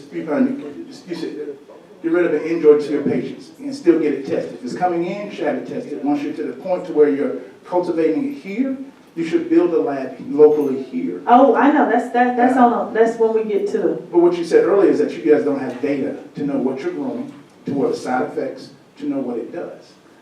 We have that. I've been building data since 2009. I know, but that does not apply to us here because we're not growing any here. Right, but for educational purposes, you want to know, how do we start that? How do we go about that? So when we're ready to start that in Georgia, you want to have that data. You want to have that historical knowledge to say, all right, when we first do this, we want a successful run from day one. Right. Not just a trial and error until you figure this out. So your recommendation to this committee is that we go back and try to include cultivation in Georgia? Yes, you should. One, there'll be two or three things. One, it'll create jobs. And two, it'll create more sort of like we do in California. You know where your food is coming from and you know where your food is going. So therefore, if any harmful bacteria, molds, or pesticides in it, you can backtrack. I agree. Unless you grow your own food, you don't know what's in it. Right, but if you're growing your own food, you do need to be a standard regulation. You need to be a process that you need to follow, just like a recipe. Right. It needs to come out the exact way every time. We will keep that in mind. If you're here, if you're there. But like I said, we've been doing this since 2010. We have the data to know if you want a particular flower. You want to know the history of that flower, what it does, the diagnosis, what's the downside to it. We also have that data. We've been building it because if you have to build it to get it. And if you don't have it, you got to build it. So your primary reason for being here today is that when we get to a point in this state where we're cultivating our own cannabis plants. Correct. And even before. To let you know, so you can tell us the right way to go about it. Right, because it has to be either indoor, because you can't do it the weather. Thanks, Mr. Wiggins. In the spirit of time, do you have something else that you want to add to your testimony? And then after you, we will have Gregory, I think it's Mr. Reverend Gregory Diggs. Yeah, I've seen the results as far as, like I said, the test as far as doing it, even with Mr. Brumfield. his results. We've tested his products for years, and I also was a user, and he's really advocated that lotion. So it does work. Thank We you. appreciate the testimony. Get some? Yeah, I did. Hello. Greetings. I've been blessed to be the Mr. Right Reverend Gregory Carl Davis. And Thought you pulled out a gun for a minute there, man.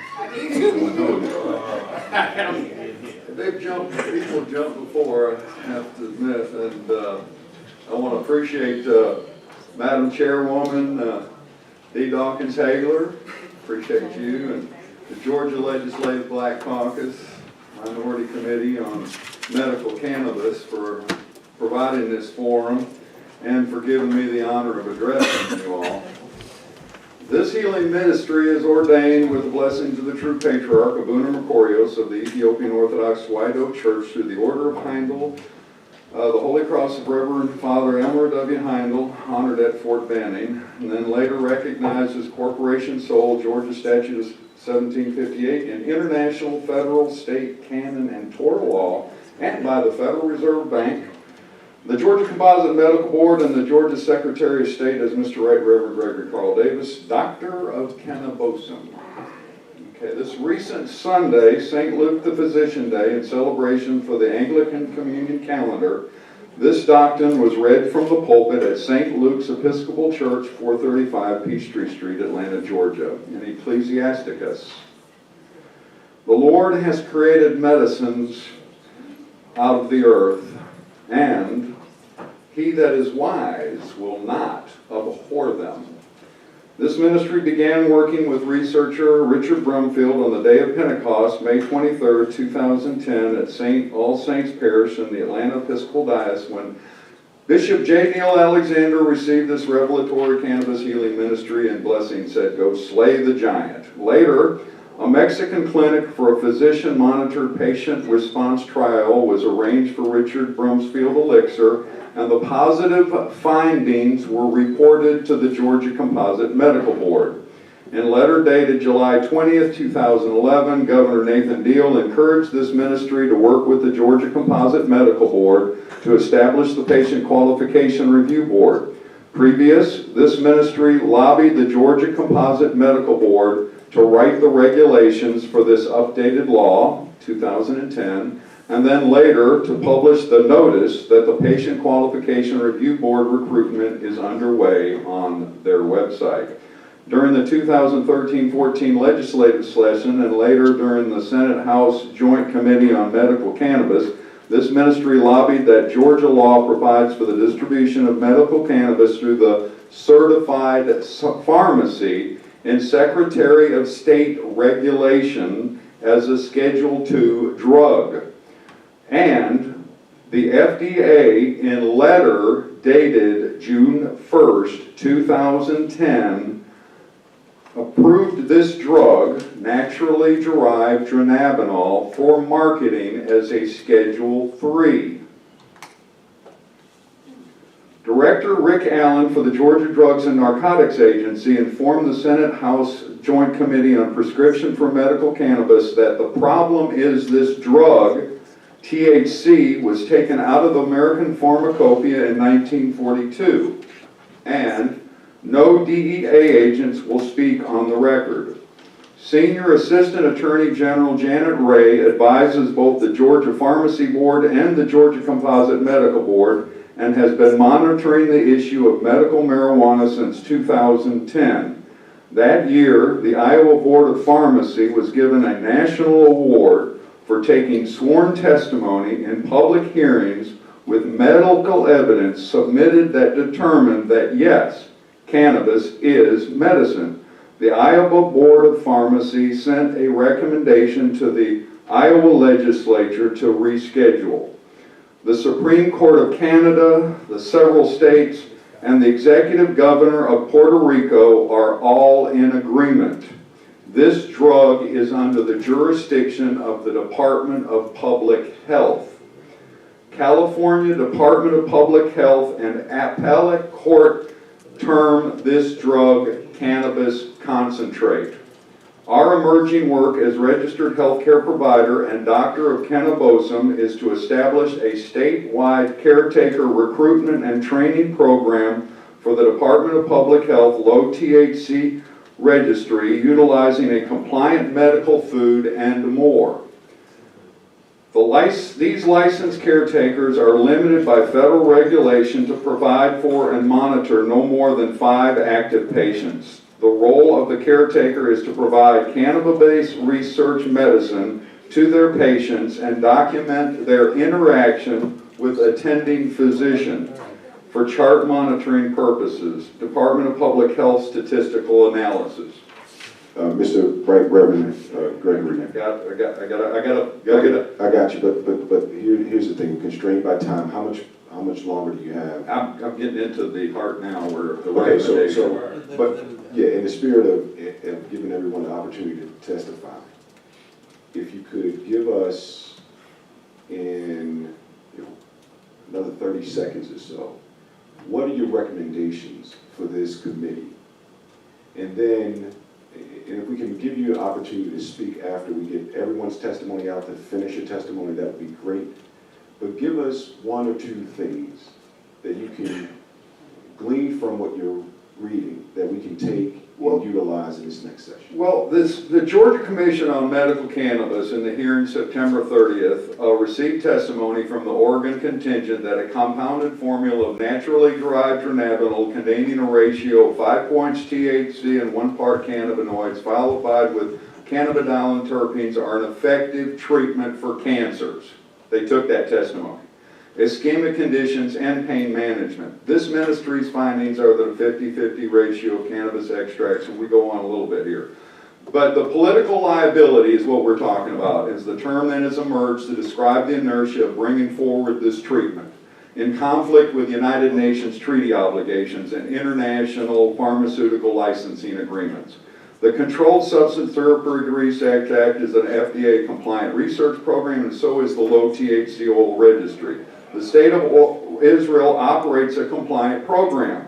A Georgia-sponsored reproduction, administration, and distribution of cannabis research medicine can be accomplished through the Cancer Control Center.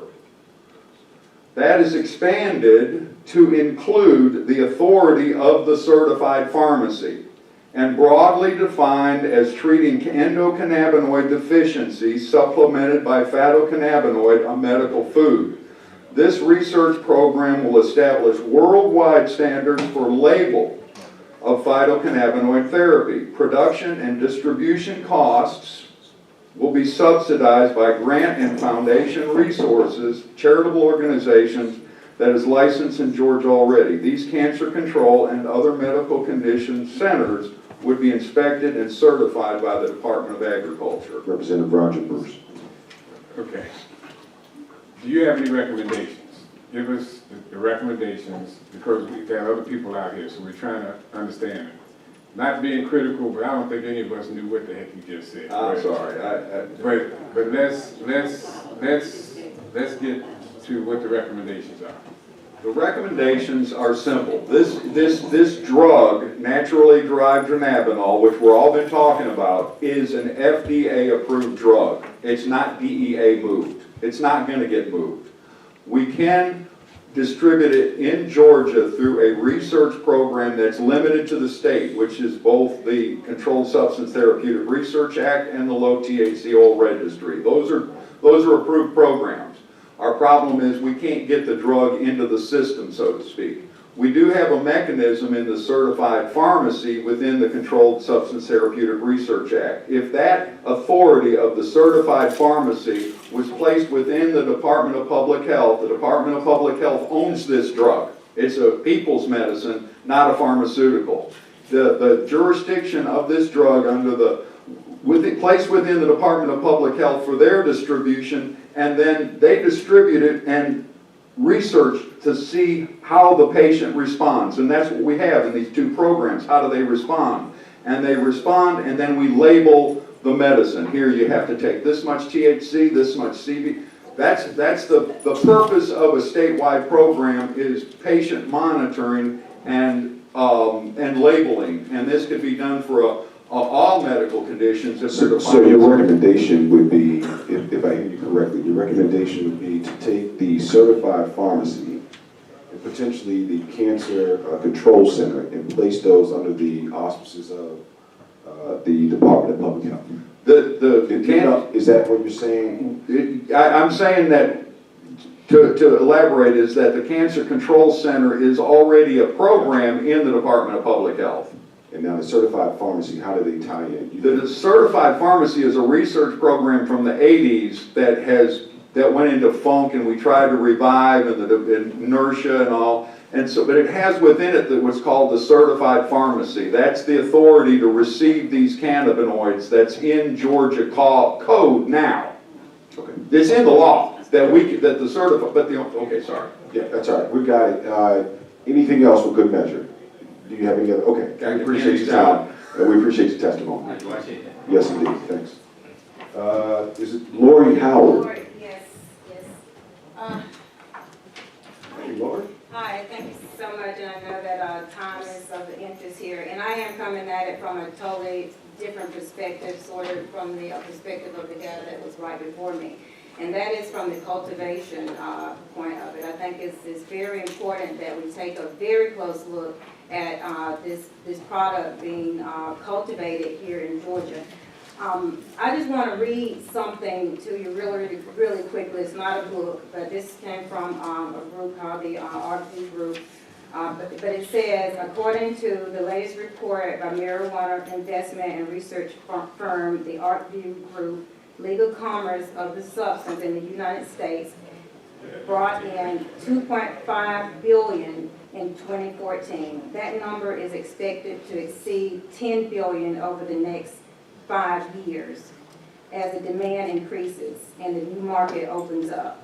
As additional states move forward legalization, there is a push for African Americans to grab a seat at the table in this lucrative trade. So basically, what is happening here, what I term as the green gold mine, because this is an opportunity not just for African Americans, but everyone that can produce this to generate generational wealth, which is something African Americans have not had an opportunity to do. There is an article that, like you all, just to write it down, I'm wrapping this up, but the article, just type in Marley Natural, the weed that manages to sell out both Marley and the Jamaicans. Very interesting article. Is it Marley, M-A-R-L-E-Y? M-A-R-L-E-Y, yes. Please look that up. So I know the medical part of it is very, very important. That's number one. But we've got to look at the cultivation of it. We've got to be able to do the cultivation here and bring that wealth in Georgia and not just have one company doing that. Because if you can produce it, once you guys come up with the regulations and the guidelines and Q&A, then whoever is able to put that in place with their cultivation, they should have a seat at that table. So I want it to be looked at from the cultivation standpoint and generating wealth for generations to come. Thank you. Representative Roger Bruce, and then I think you kind of, before you go, I think you kind of hit the nail on the head. You know, the whole conversation is around who's going to make money off of legalization of this stuff. That's it. And you know, but as another concern, you know, as to who's going to make money off of it, I know that somebody, the doctor, wherever she's left, but she said nobody's died from it, and I understand that. But that doesn't mean that if we don't do this the correct way, that nobody won't die from it. Right, exactly. And, you know, so my concern is to make sure that we look at all of the pieces of it, because we're still talking about taking something, some substance, whatever we want to call it, putting it in somebody's body with the intent for whatever that is to cause some change in how their body functions. And I want to make sure that before we get out totally in front of this thing, that we know what we're getting out in front of, and that like I said, because we haven't killed anyone doesn't mean we won't if we don't do this correctly. So you kind of hit the nail on the head as far as I'm concerned, you know, but you got to separate all of these things. Oh, yeah. They're not all one thing. Exactly. So. And there is something that I want to say with Dr. Uma. When you read the article, there's a line here. The cannabis was introduced to Jamaica in the 19th century by colony immigrant laborers from India. Representative Dr. That was very appropriate that she was here today. She's Yeah, from India. Representative Dee Dawkins. I do have a question for you. Do you have your, what you just read, is that the Marley report? Yes, just Google it, and it'll pull it right up. Yes, and what is your background? I'm a civil servant by profession, been in local government all my life. I have an MBA, an MPA from Mercer and Georgia College and State University, and I'm currently employed with Augusta, Richmond County. And so I drove up here today, and this is actually my third time coming up here. I've sat in on some of Pete's committees, and some of the things that went on in that committee really concerned me. And I reached out to some additional people, and that's how I actually found out about what was this group today. So I'm so happy to see that there are more people that look like me that are actually interested in something that really can be huge for this country, and as well as our people and other indigenous. Thank you. Thank you. The, just a point of personal privilege, Lori, I've known her, I had no idea you're gonna be here. I've known her for years. She was a very instrumental person in Macon, Georgia, which is where I represent, and did a fantastic job in the capacity that you had there, so thank you for being here. To that end, there's going to be, just by way of just giving you guys a background of what's gonna happen next year, there's probably gonna be some activity around cultivation and production. And there are going to be a limited amount of licenses that we're hearing that are going to go out. Part of the diligence that this group has to have, including, I mean, I consider us all a part of this group, is who those licenses go to. And then what is the impact in the communities in which those people have the ability to cultivate and produce? Is there any community benefits agreement that we can tie into? Because the community should be benefiting from the revenue that's generated. And I'm not sure, because I came in just a tad bit late, if there is a thought out there around legalization, because there are a lot of people who look like me who are in jail. What do you do with those sentences? If you're going to legalize it in one respect, should the people who are doing this who may not have the resources to produce and distribute it in a massive scale, what do we do about the incarceration of those folks? And so please, as you guys are pondering over all the efficacies and the issues that go along with medical marijuana, let's think about who gets production and distribution licenses, how do those benefit a community, and then what is the legal implication that happens with people who have gone into the system as a result of using this medication. Okay, now, next person I'm going to get in here is Dr. Kathy. She was jumping up, wasn't she? I think she already had her chance. Okay, Carlos Frazier. Is Carlos Frazier in the building? Yes. Okay.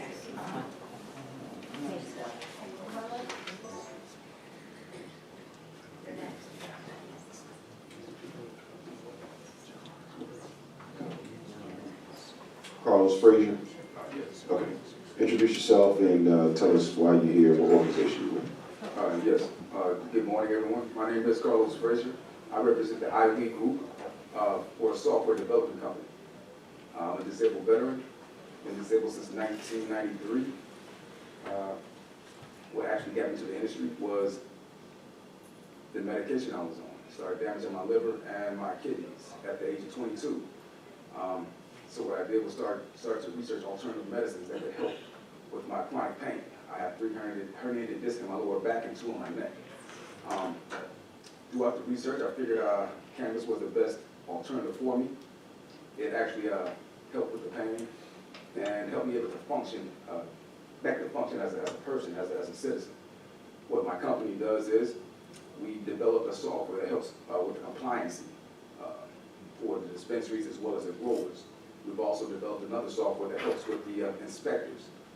What the gentleman was saying earlier, so you'll know exactly what's being used in the grow process. We'll be able to go into the growers as well as dispensaries and tell you how long something's been sitting on the shelf. If it's the proper labeling, things of that nature. So what we're doing with this industry is coming in and bringing a structure and an organization that can help everyone be more at ease with what they're doing.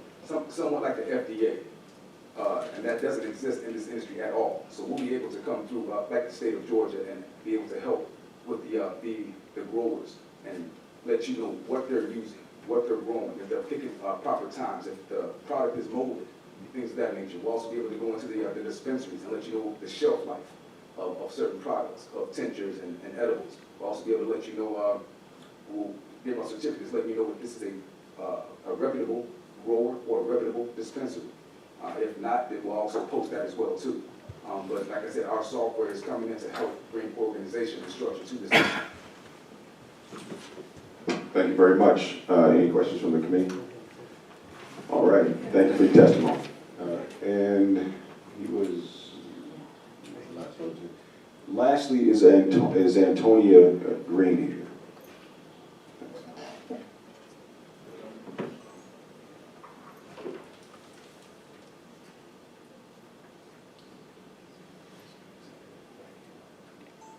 Good morning. This is my first time here, first time at a meeting. I've been around cannabis a lot of my life. But let me just start by saying I am a lupus patient. I have lupus, Sjogren's, and RA. Last June, I almost died. I woke up one morning and I couldn't move. I spent 3 days in the hospital. I missed a month and a half of work. They put me on promethazine for my nausea. I'm on steroids currently. I'm on an anti-malaria drug, ironically enough, called hydroxychloroquine, that can cause blindness, but it works for my condition, so they give it to me. My doctor doesn't have to come to something like this to be able to prescribe me something that has nothing to do with my condition. But because it works and it's legal, they can give it to me. Again, it causes blindness. So why do I want to take that? The promethazine that I was taking for my nausea caused my lips to peel. They cracked, bled, and who wants to go outside looking like that? It also made me sleep all day long. If I have a joint, my nausea is gone. I can function. I can play with my daughter. I can go out on dates with my husband. I can be a normal person. I don't have to go through a whole bunch of stuff to do it. I have pain. So one of my side effects from my condition is I swell. Not today, thank God. But I swell and I hurt. I have arthritis from my neck to my shoulders, my fingers, my wrists, my elbows, my knees, my ankles, my toes. I hurt. There's no other way to put it. I'm 33 years old and I have debilitating arthritis. Tylenol can kill me if I take too much. At one point I was taking 6 Tylenol a day and 8 to 12 ibuprofen on top of my medication. Just to feel, to have no pain. Why does it take all of this? Why? It shouldn't take this. We know that this helps people. It's proven. You can see it. It's not something that we just make up. I don't want to just get high. I want to feel normal. That's it. My recommendation, there should be no list of conditions. That's right. You don't need a list for anything else. I want to be able to take my medication wherever I go. I can take all of my drugs that my doctor prescribed me that can kill me to any state I want to. You don't have to have anything for that. And not have to worry about it.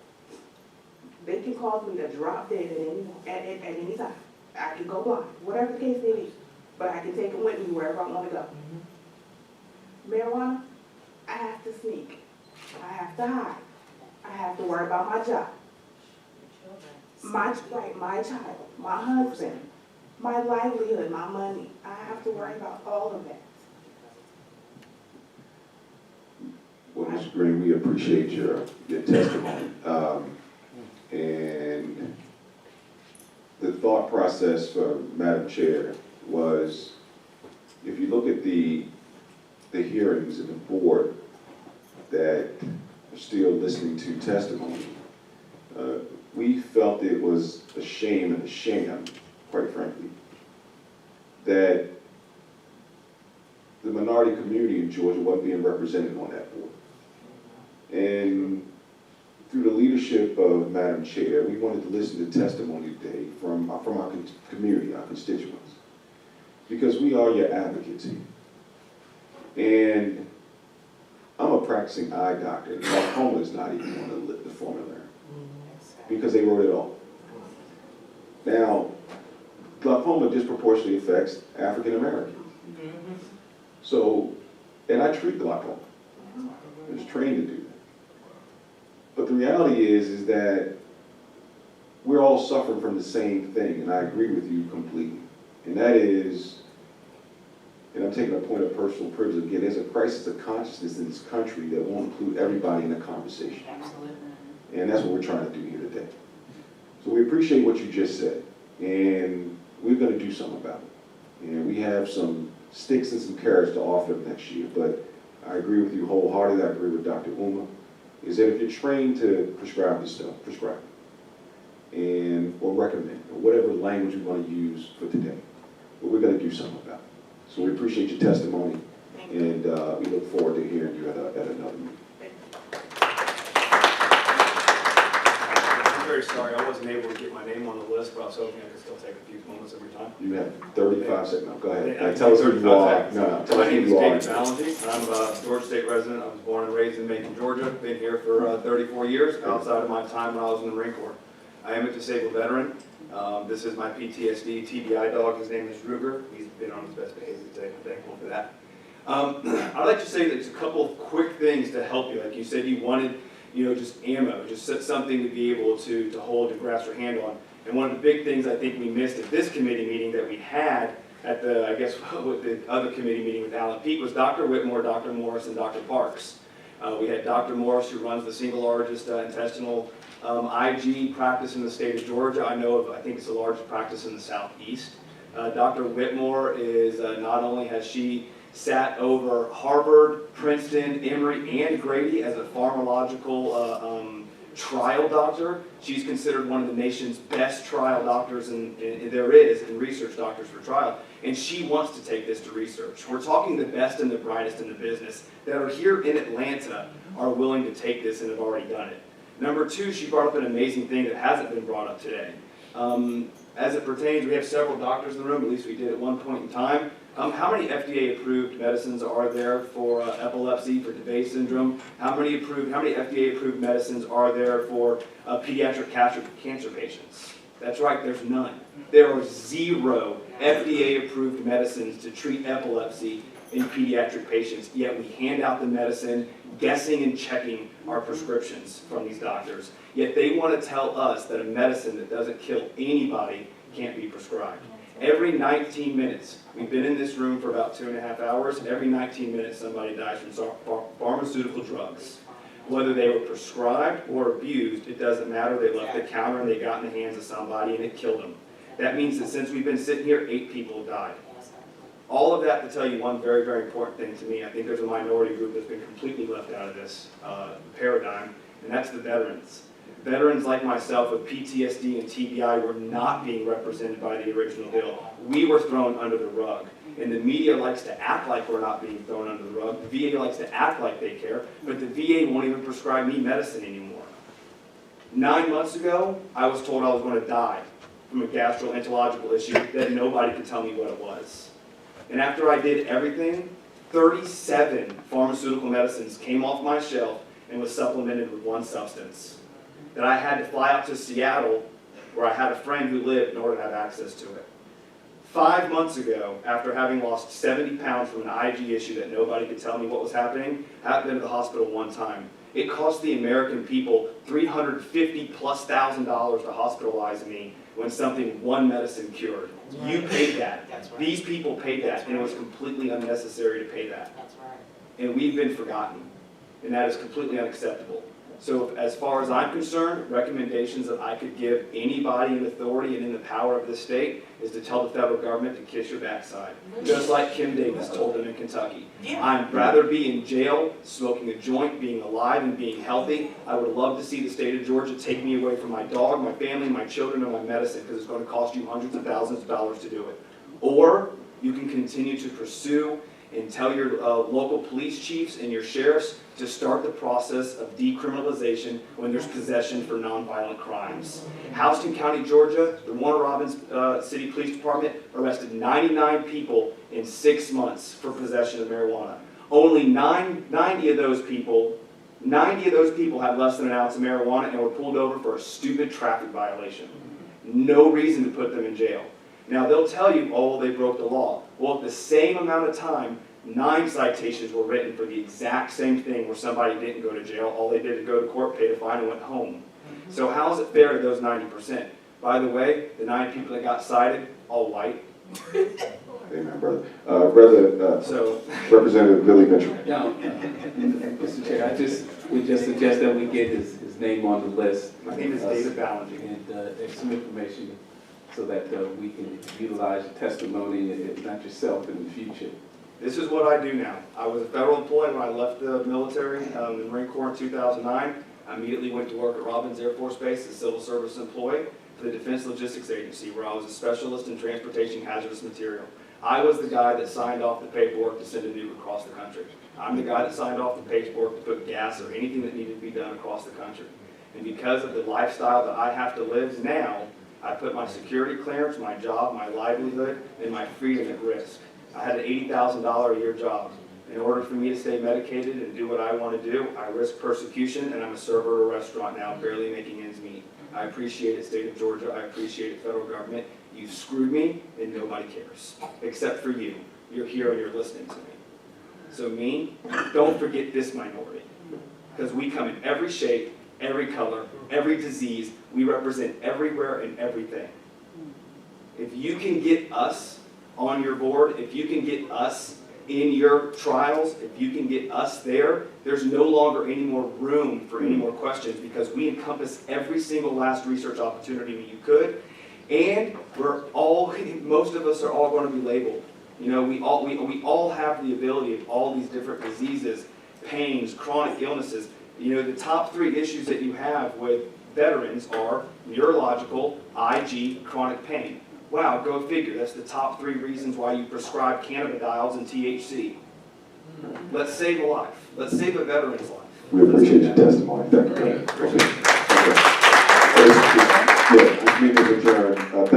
Before we leave, Representative Mayor. First of all, thank you for your service. We truly appreciate it. Thank you for your service to make this country safe and we're allowed to have the freedom that we have.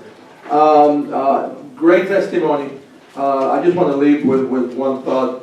I have asthma, I have COPD, I have chronic pain, I take tramadol, gabapentin, or you name it. My wife has chronic rheumatoid arthritis, so she also takes a bunch of medicines. But the point that when the committee didn't have representation of minorities, when they were going around the state, it's fallen on us. And maybe this is away from the topic of today, but as you know, blacks and Latinos don't go to the polls. They don't register to vote. So again, I just want to make sure that, you know, if you really truly want representation that really caters to you, the people that looks like you, speak like you, we need to make sure that, you know, that we enforce that in our communities, because if we are not in the table, what's going to happen? Other people are going to decide for us. So again, I just want to leave with that, because again, it was shameful that we were not at the table. You can help us. You can help us by doing this, okay? Because we have activists. Me, I'll go to jail. I don't care. You want to put me in jail, you put me in jail for what I believe. But we have so many people out there that want to be activists that can't because of the fear of death and persecution and prosecution. So the way you can help us by doing that Sorry. The way you can help us by doing that is help decriminalize in whatever area you're in so that activists like me can stand up and speak and not fear jail. Because I guarantee you that you're not going to find a whole lot of other veterans that are willing to throw an 80% disability check that they get the first of every month, like I am throwing it away if I go to jail for a felony. But if that's what I have to do to prevent the 3 veterans that killed themselves while we've been standing here, plus the 8 pharmaceutical deaths since we've been standing here, I'll do it every day and 3 times on Sunday. We appreciate your testimony. We're done? Next one. October, November 10th. Here.